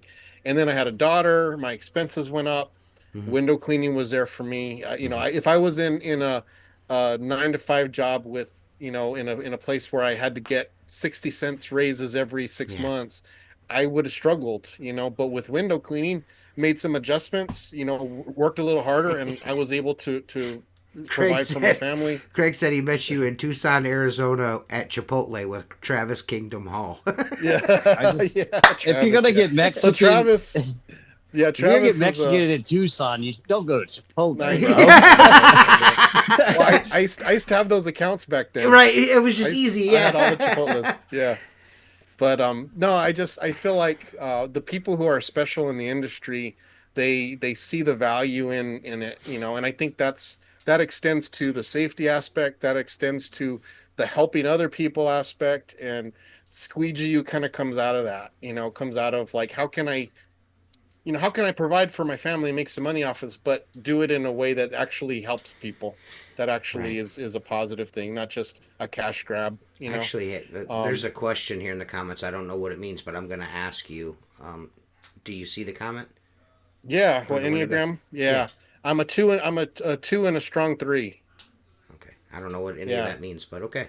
It's a personality test. Oh, okay. Yeah. So I think the 3 is the helper, and 2 is the achiever. And it's I'm a mixture of those, so it's a really weird combination because I have a drive to achieve, but I have to do it in a way that helps people, or at least that's what I'm drawn to. Okay. So that's why I'm always kind of. Trait. I mean, it is mine. That's what I couldn't deny it when I took the test. I was going into it like, nah, I'm not gonna be accurate. Yeah. They tell me, and they're listing all the qualities. I'm like, yeah, you know what? That's me. That's totally me. Which it's good to know because it helps me make better decisions because I have a tendency to agree to things that because I want to help people that I shouldn't be agreeing to, that I just don't have the time or energy or money to do. But because I don't want to offend people or because I want to be the hero and help them and it's a goal, it's something I can achieve, I get myself in trouble. So I do that, man. With all the stuff I got kind of balancing, knowing that about me helps me to kind of say no when I need to say no, and to turn those down. But, if it wasn't for Jennifer, there'd be a lot of things I'd be doing that I should not be doing. You know what I mean? I did a lot of things I should not be doing. Yeah, that's this industry is really good for meeting like-minded people, but also people that are not like-minded that will also teach you things. You know what I mean? And 100%. That being said, the huge convention coming up. I mean, I'm not going to be there. Are you going, Mark? Did you decide if you're going to go or not yet, Mark? You're not going. I can. I'm in a restoration that's just. Yeah, I cannot. I'm just not going to be able to. The weather has been wreaking havoc on my system. Like I can't. The heat is really taking it out of me, and I can't really be. I haven't been able to put the hours in that I'm typically able to. I don't even know if I'm going to be able to go to Cedar Point with Seth's brother on Friday. I don't know if I'm going to be able to do it. I'm going to try, but I've not been able to put in an entire 8-hour day in all week. Like it's killing me, man. Like my kidneys are just like, you got to stop, dude. You know what I mean? you got to stop, dude. So, the one thing that I'm going to miss there is the networking, the seeing the people, impressing the flesh, and getting to talk to my peers. That is such a valuable thing at these conventions. There's things about the conventions I don't like. I'm a window cleaner. It'd be cool if there was a window cleaner-esque convention that was just about window cleaning, besides the IWC, of course, but that's in the wintertime, and I don't like doing stuff. But I just you go to a warm place though, man. Yeah, that is true. That is true. I you know what, that I have been thinking about that. Where is the IWCA? It's going to be in Orlando. And then Huge is in Orlando next year too, right? Okay. I believe so. I don't know. I haven't seen. Yeah. Yeah. I think it's in Orlando next year too. Yeah. Orlando's cool. I mean, it's a good place to have to get on a plane. It's a good place if you come in with your family. Gabe, I have to get on a plane though, Gabe. Gabe, I got to get on a plane. Gabe. You're playing, boss. Train. I got you. Chris has got me almost got me convinced that flying in a plane is safer than driving my car. Bro, it's a big bus. That's all it is. But it's a big bus, way high in the air, dude. So get a window seat. This is what I want to know. This is what I want to know. You can control everything. Can you bring like a parachute? Can that be my carry-on? Oh yeah, no problem. Just strap it on. Just wear it. Yeah, just walk around with it. Yeah. That and the fanny pack, you'll fit right in. Everybody's doing it. Seth did say to me that he's like, I will fly to Cleveland and fly with you. You said that too, Tim. I told you, Leah. You told me that too, I'm gonna Tim. Listen, it is my anniversary that day. Well, you can't I already go told then. Leah, I said, we're going. No, we're definitely going. Because I'm going to do the couple days with you guys. Yes, sir. Are you going to take Leah? Cool. Are you taking Leah with you? Yeah, but she's going to go with. Okay. Yeah, she's going to go with my aunt though too. My aunt's right there. So you can't leave your wife at home on the anniversary. I would never leave her at home, dude. I'm about to say, man. That'd be totally rude. We'll do the weekend right. So we've done the window cleaning thing. We've talked about Squeegee. We've talked about the Huge. Now, Gabe, if you don't mind, can I ask you some personal questions? And the one thing that I would like to ask you personally is what does Gabe do for fun? Like, what do you do to pass the time? Like, do you have a hobby, like an interesting hobby that nobody knows about? Well, I don't know. Do you like to crochet? It is. Do you like? No, I'm a runner, so I like to run. You like to run, so huh? that's what I do. Yeah, whenever we have conventions, I get a group together and we do some early morning runs before we get all busy with the convention stuff. But yeah, that's what I do. As far as like a hobby, now my daughter is really into Roblox. Okay. So I'm an old school gamer. I got old school Nintendos and Intellivisions, Ataris, all that stuff. So I like, but I just never got into like the newer stuff. But she likes Roblox, and that's like pretty much like the old school stuff. Yeah, right? that's so my son is always in the sandbox with we Roblox play thing. Roblox together. Yeah, so he loves it. She got me doing that. But you're a nicer guy than me because I cannot. Raya tries to. I just can't do it, brother. I just can't. You know what I mean? Well, it depends on the game. Some games are fun. Some are just mind-numbingly dumb. Yeah. Like I'm like, babe, I don't understand what we're doing here. Yeah. You know, it's just got the craziest stuff. But she's got, you know, she plays like 5 different games, and then I'm like, okay, I'm done. You know, I gotta check out. Yeah. But I put my time in with her. So yeah, it's either that or watching a million reels. My phone's ding, ding, ding, ding. She sent me Instagram reels and all that stuff. So she likes to watch them all together with her. Right. But, cool. That's cool, man.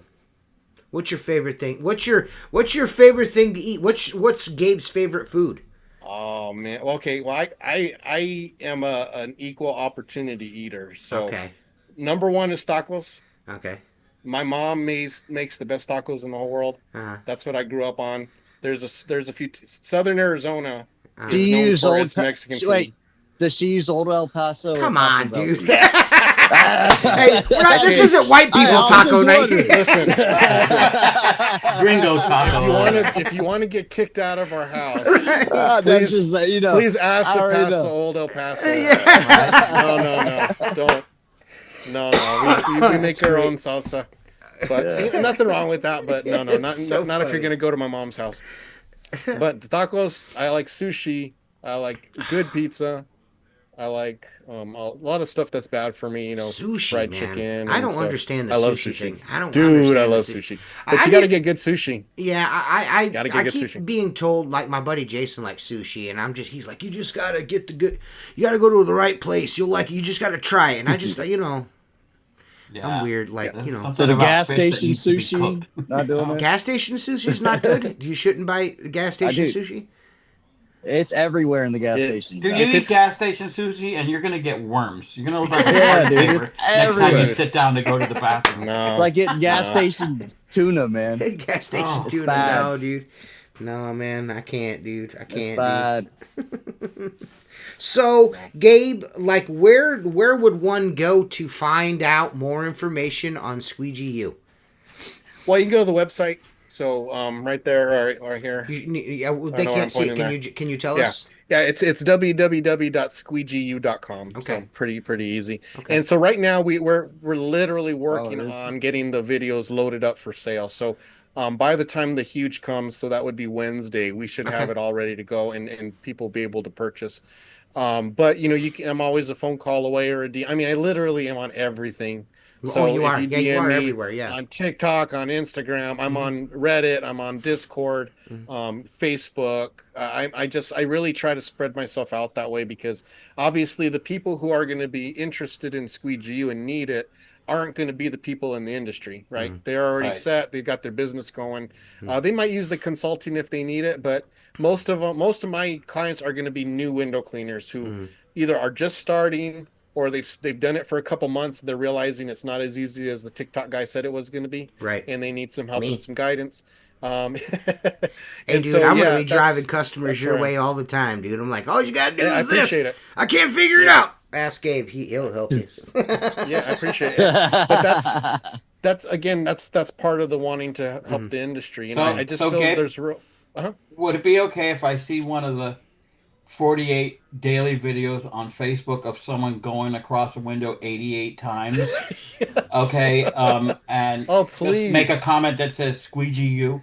That's what I'm gonna do. Squeegee U. Well, that's just it. You know, it's like it's almost the standard now. You know, is the going back and forth and back and forth and back and forth. And I'm just thinking, man, don't you know you guys make money per hour? Oh, that looks dude, cool, I just man. don't. And those are the guys. Those are the guys that in the comments everybody's like, "You're the greatest window cleaner in the world."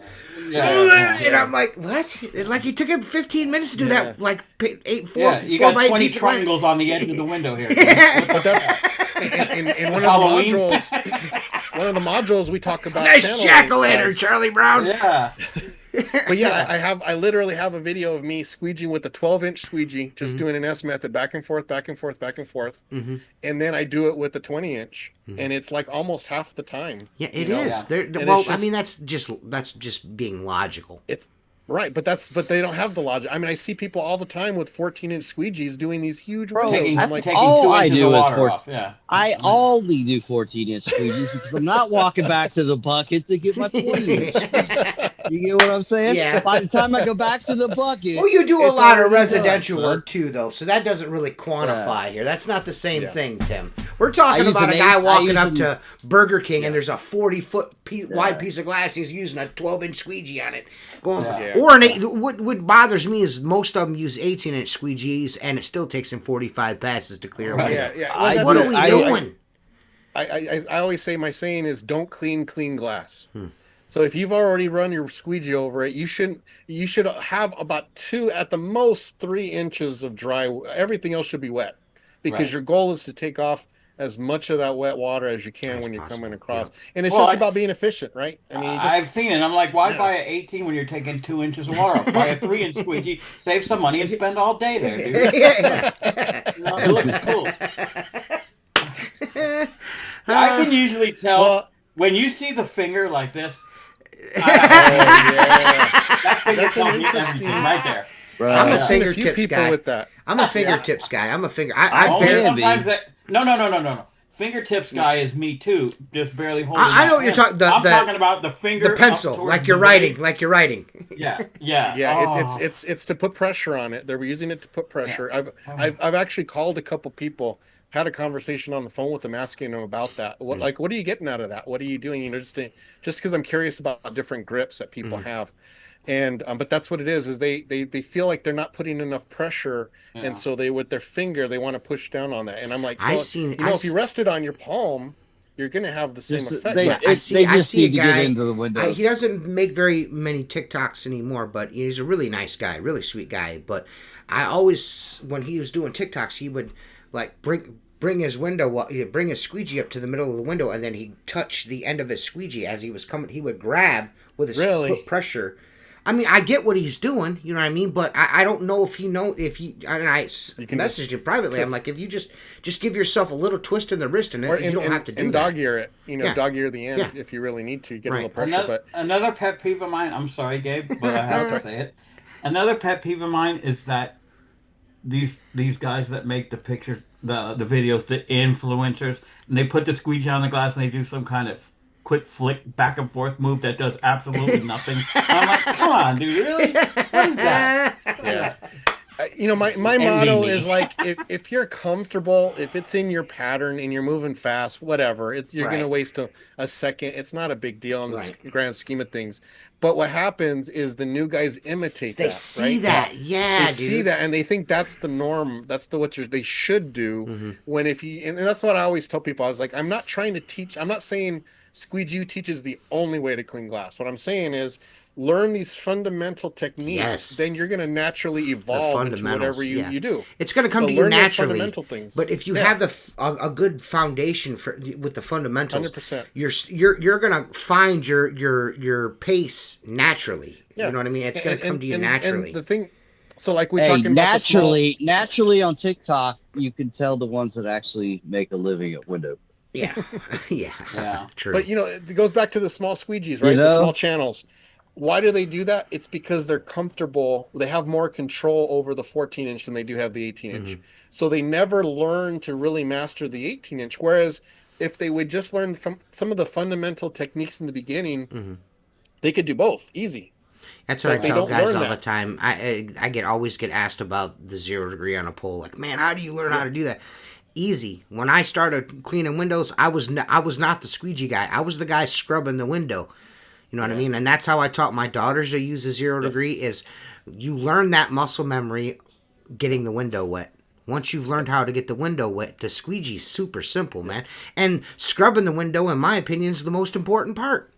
You know what I mean? Getting the, releasing the solids from the glass is the most important part. You know what I mean? Yeah.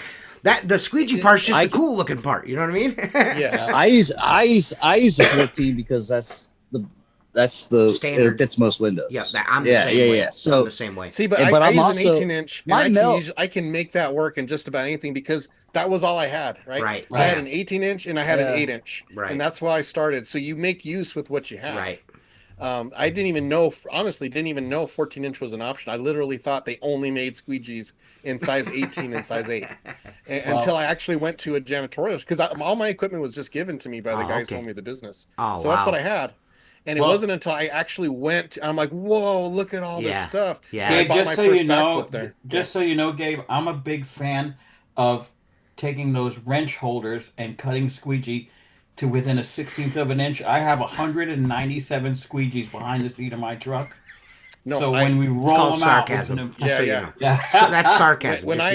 Gabe, that was sarcasm. No, I used to do that. I used to have these dealerships.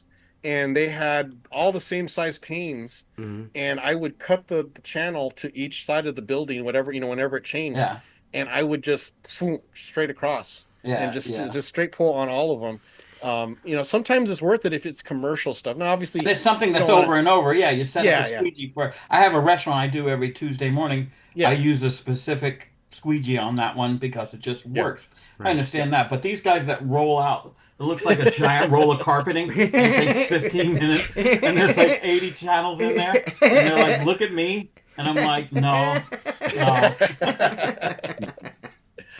Yeah, no. There's definitely time and place, but no, it's one of those things where, like I said, you do what you got to do to get the job done, and you get good at doing it. Tim, you just switched to 14s. You was a 12 guy. I was a 12 guy. He was a 12 guy. I just caught you right next year he'll be 16. No. 14's good. 14. The 14. I was getting made fun of. Yeah. We weren't making fun of you, Tim. I mean, a little bit. I think for 14 is a little too small. Yeah. For ranch residential, it's probably the best squeegee. 14 is perfect. Tim's right. It's good for most double hungs. Yeah, it's perfect for double hungs. Yeah.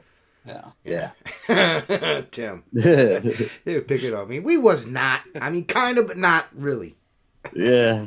So it made sense. All my guys use 14, so I might as well just buy one size rubbers. So, Gabe, is there anything else you'd like to leave us with here before we sign off here? We got a few more minutes.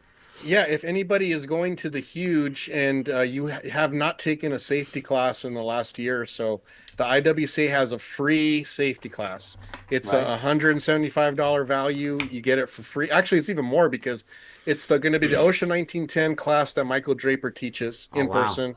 Plus, it's going to be drone safety. It's going to be rooftop safety. It's going to be solar panel site safety. Not the actual cleaning of it, but being around the site. Right. All of that stuff's free. It's sponsored by Tucker.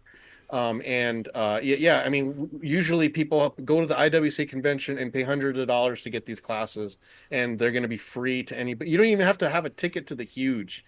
If you're within driving distance of the Huge on the 20th, it's going to be Wednesday. Drive down, take the free classes, but you do have to sign up. You have to register. So if you go to the IWCA Facebook or Instagram page, they have the link there. Okay. And you can sign up. But it's just free safety training. Even if you don't think you need it, get it. Yeah. And then you can put that on your website and say, "Hey, we've been trained." Too much about that. No, it's just learn too much. It's especially safe. You don't have to go climbing off a building. Ladder safety is tremendously important. Oh, and just on that note, and I just wanted to make sure I got this in before we scrammed over here. Again, and I've told you personally and in typing, TJ, thank you so much for last week's Squeegee Life. Having Kevin on, everything that you said, I can't stress enough how important it is for a setting like this to talk about safety. I think in the Facebook and other realms, safety is really starting to kind of be more of a standard. I think people accept that, but like in Reddit, I mean, I posted your link to that in there, and I said, you guys got to watch this. And there's still so many wrong attitudes towards safety. Yeah, man. And it's like we're constantly battling that, to have someone with your audience to hear you talk seriously about it and say, look, this is about life and death. This is something that we can just, all we got to do is learn it and then just apply it. I'm going to be honest with you, and I'll tell you this. I don't deserve the credit for that. I mean, this is my platform to talk about it, but Chris Lambrinides really encouraged me to do that. And I was like, man, I want to say something about this. I seen that video and it's just driving me up a wall. When I seen it, I was thinking to myself, and I'm like, man, I mean, what is his wife thinking? What are his kids thinking? And Chris is like, you should say something. I was like, man, it's just not what I do. He goes, yes, but if it's coming from you, of all, if it comes from you, it'll, you know what I mean? They're not going to be expecting that from you. So and you that's saying the thing, that'll give more people the courage to be like, you know what, that I'm going to say something to this guy. You know what I mean? Because that's not something that I typically do. I'm more of a, do it how you want to do it kind of guy, and I don't really lay out the safety and that kind of stuff. I don't really get into that very often, and I feel like the guys reaching out to me privately asking me questions and stuff like that. I've had several people over the last year or so be like, man, I used to watch your videos and I learned how to clean windows because of you and Steve and Luke. And I'm just like, man, I never really thought about, he's like, yeah, I'm watching Tim clean windows and I'm watching you clean windows, and that's how I learned how to clean windows. And I'm like, man, it never really dawned on me that they're actually, time has passed almost a decade now of me doing this, and there are people learning things from me, watching me do stuff and say stuff that carries a certain amount of responsibility. And I feel almost ashamed to say that I didn't realize that at first. And I'm like, what? We're going to make that sure that this isn't going to turn into the, we're going to whack you over the head with the safety, and it doesn't need to be. And I'm not, but it's just going to be a topic that we're going to broach. It needs to be addressed regularly, TJ. Yes. We talked about it's like when you go to church and they spend that month on preaching about tithing. Yeah, that's how we should do. Well, the thing is, right now, it's almost the calm after the storm. The people that viewed that video or heard about it, that tragedy, okay? Yeah. And it's just like, okay, I'm going to go back to eating better, you know what I'm saying? And then 3 weeks later, you're back at Burger King. My point is this. It needs to be brought up on all podcasts, okay? Like a regular. Safety, because now it's the calm after the storm, because everyone that's seen that video is getting over it, even though it's always going to be in your head. Mm-hmm. Okay, but people need to be reminded that I wasn't here for the podcast. It was my son's birthday, but today I went and did a monthly. It's a 2-story building, and there's high-tension lines. They're probably 35, 40 feet above. But when I walked around the corner with the pole, the first thing I did was I saw the power pole. I looked up. I saw that. One of my guys came around the corner, been with me 20 years. I go, you see that? And he goes, yeah. I go, you need to keep an eye on that.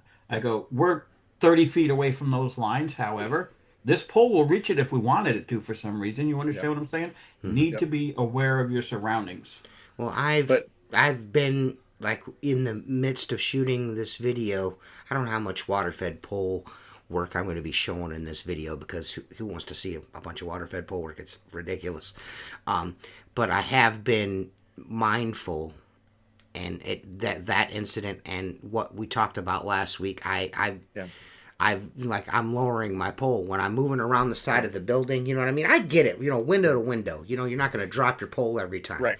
But if you're repositioning to another side of the building, just collapse the pole. Don't walk around the side of the building with the pole outstretched. It's not. You could come in contact with power lines. You could whack a car. You could break your pole. You could hurt yourself. You could damage property. Just lower the pole. It's not going to hurt you to lower the pole, walk around, get set back up, get your hoses where they need to be, and extend the pole again. It's just a few minutes for the rest of your life, guys. You know what I mean? It's just a few minutes so you could live and be gray-haired like Mark, be super old like Mark. And you go home at the end of the day. And you go home at the end of the day. My goal is to go home at the end of the day with a little more money than I left with. That's all. And that's it. But you got to look at it from like someone like my perspective, right? So I'm on the board of the IWCA. I'm the chairman of the social media committee. So where our task is branding, right? It's get information out, make people aware of events, make people aware of dangers, all the goods and all the negatives of our industry. But when you're coming from a authority place, you're going to have half people who are like, oh, that's cool. The other half are like, nah, I don't need that. So we're constantly battling that type of branding, that type of image, right? Of here we're coming with facts, we're coming with figures, we're coming with statistics, we're coming with goals. Hey, we want to bring, this is how many people died from ladder falls. We had our first death, for using a water-fed pole. And now we want to make those changes. And it's just hard to get across to everybody in our industry because we are so eclectic, right? There's so many different kinds of people, so different and individualized and have their own way of doing things. And so to have someone like yourself give a stamp of approval to a message that we're working hard to do, are you insinuating that I am the dick and fart jokes guy, and I should like? I'm not saying that. I kind of feel like that's what you're saying because you called me Terry. Before the break, we were. Yeah. Hey, I have a question, Gabe. Yeah. I don't know if you're the right person to address this too, but probably to everybody, has there been? Because this needs to be addressed in any kind of safety talk. Has there ever been an incident where a water-fed pole has been hit by lightning? Because that's something people don't think about. No, that doesn't require a high tension line, and lightning. I don't care what that pole's made out of. But part of the best practices is if there's lightning within, I think it's a 5-mile radius, you're supposed to stop work. Craig, or not Craig, but Kevin said in the last podcast. I got Craig on the brain. Kevin said on the last podcast something about like a lot of these accidents and stuff like that because of the size of this industry is so minute. I mean, we think it's a small industry. A lot of these accidents are not attributed to window cleaning; they're attributed to whatever the case may be. Yeah. You know what I mean? It's not. You know what I mean? It's not like this window cleaner died because of this. It's Christmas lights. Yeah, they're using carbon fiber poles to do Christmas lights to string, and that's plugged in half the time. Yeah, right. And they're hanging them or adjusting them. Yeah, and that's live, right? Yeah. So that there have been electrocutions from the Christmas light, and that's a very similar situation. And a lot of window cleaners do Christmas lights, Yeah. So I did a Christmas tree off like a 40-foot tree this past year. With they asked me to do this, like, hey, you always come out with a lift to do the gutters. Can you bring the lift out to help us with the tree? But it's starting. I'm like, yeah, sure. And he's like, well, what do you think about stringing the tree with lights? I'm like, great. He's like, I got a pole and everything. He brings out this pole. It's all metal. Yeah. And I looked at it and I'm like, what? I was like, dude, I'm not using that. He's like, why not? I was like, it's metal. The Christmas lights going to be plugged in. There's no way I'm using that. It's snowing and what are we doing? I was like, I'm not using that. He's like, you know what? I never thought of that. Can you believe they sell that? I was like, no, I can't believe they sell it. It's crazy. Crazy. The pole does, of course, make it so much easier to do. I mean, granted, it does. But, that is absolute insanity. Yeah. That they sell a pole, a metal pole to hang Christmas lights. Like, what is going on, dude? Craziness, man. But craziness. Anyways, long story short, whoever's idea it was, you went ahead and did it, and again, it's not even just for the IWC, it's not even for whatever promotion. It's just, hey, let's get the message out. Let's save some lives. Let's prevent unnecessary deaths. It was just like, man, I don't know how people are gonna take this coming from me. You know what I mean? And Chris was like, just do a video on it, and that video prompted Kevin to reach out to me and say, hey man, I would like to come on the show and talk about this. And I'm like, you know what? We're going to come back. That's the first thing we're talking about is this, you know what I mean? And it just made perfect sense. You know what? I think I got how to pinpoint what the difference is. Mm-hmm. When it comes from an organization, it's kind of buttoned down, and it has to be, right? Right. You're talking about legal things you got to worry about. You don't want to say the wrong thing. You don't want to have any type of liability. But when it comes from the heart, right. When it comes from the heart, from a person who's just saying, "Hey, I saw this horrible incident. Yeah, it really touched me. It really affected me. I don't want to see anybody else go through that. Hey, can we just be smart about safety? It and just busted take me the up, necessary man. precautions? It busted me up. I instantly thought of my family. You know what I mean? That's what goes across. You know, when we did the keynote address, when I got to interview Jason Knight and his dad John, I spent a lot of time, about 6 months, just talking with them back and forth. Super wonderful family. I mean, salt of the earth, kind, loving, giving, self-sacrificing. And for that to happen to their son, both what he went through and what he endured, losing a foot and being having struggling with being in a wheelchair and all the other surgeries that he had to go through just to survive, his insides basically being microwaved, right? And for him to survive, from what that, I understand, he's still having complications from that, correct? He is. Yeah, he'll always have, his whole life he'll have complications. I mean, there's just no guarantee for how long, but he's using his time on Earth to tell other people about the dangers of that. We get complacent. You get super complacent, and like I was saying before, you got to be mindful of the message that you're relating. You know what I mean? Yep. Like you said, with the 45 times back and forth on a window, someone is watching you. Some kid is watching you hop out of that basket on a lift with no harness on and no safety protocol, and they're like, "Oh man, if he can do it, that old timer can do it. I can do it." You know what I mean? Yeah, it doesn't pay to be that a fat, goofy guy with the bald head can walk around with the building with his pole fully extended. So can I. You know what I mean? Like you gotta set a good example. You know what I mean? Just set a good example, and I like I said, it just when I saw the video, I didn't say anything about the video in that comment section.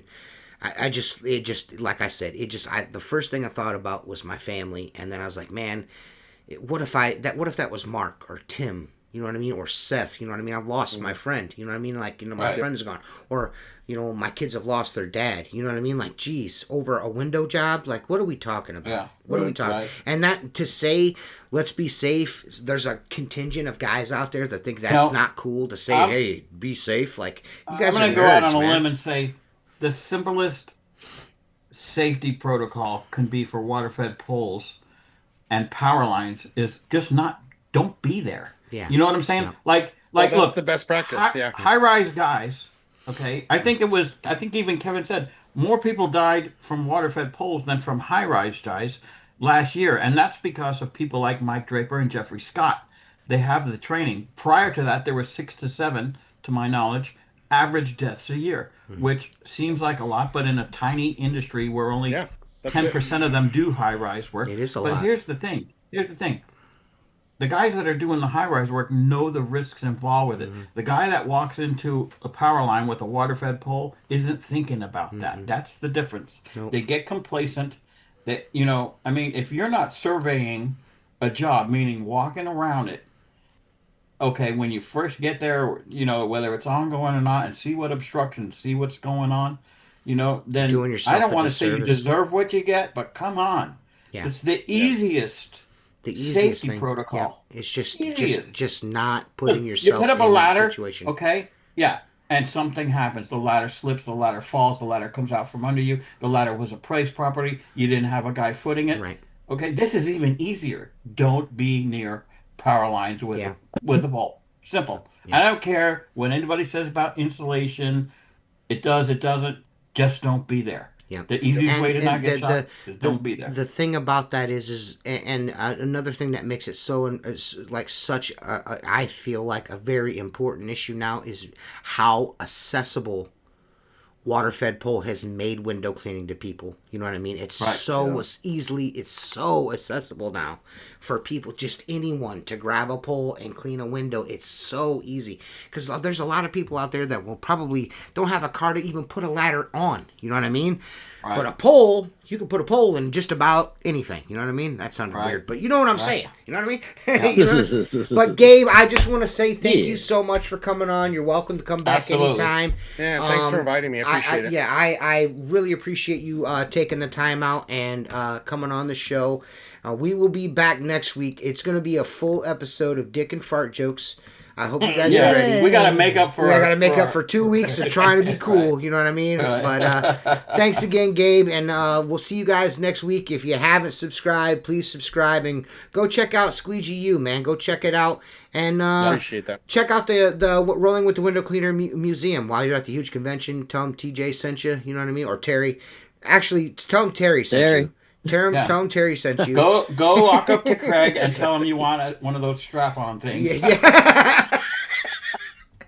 But thanks, guys. We'll see you next week. Thanks again, Gabe. I really appreciate it, man. Hey, thank you guys, man. See ya. Thanks, Gabe. He said one of those strap-on things.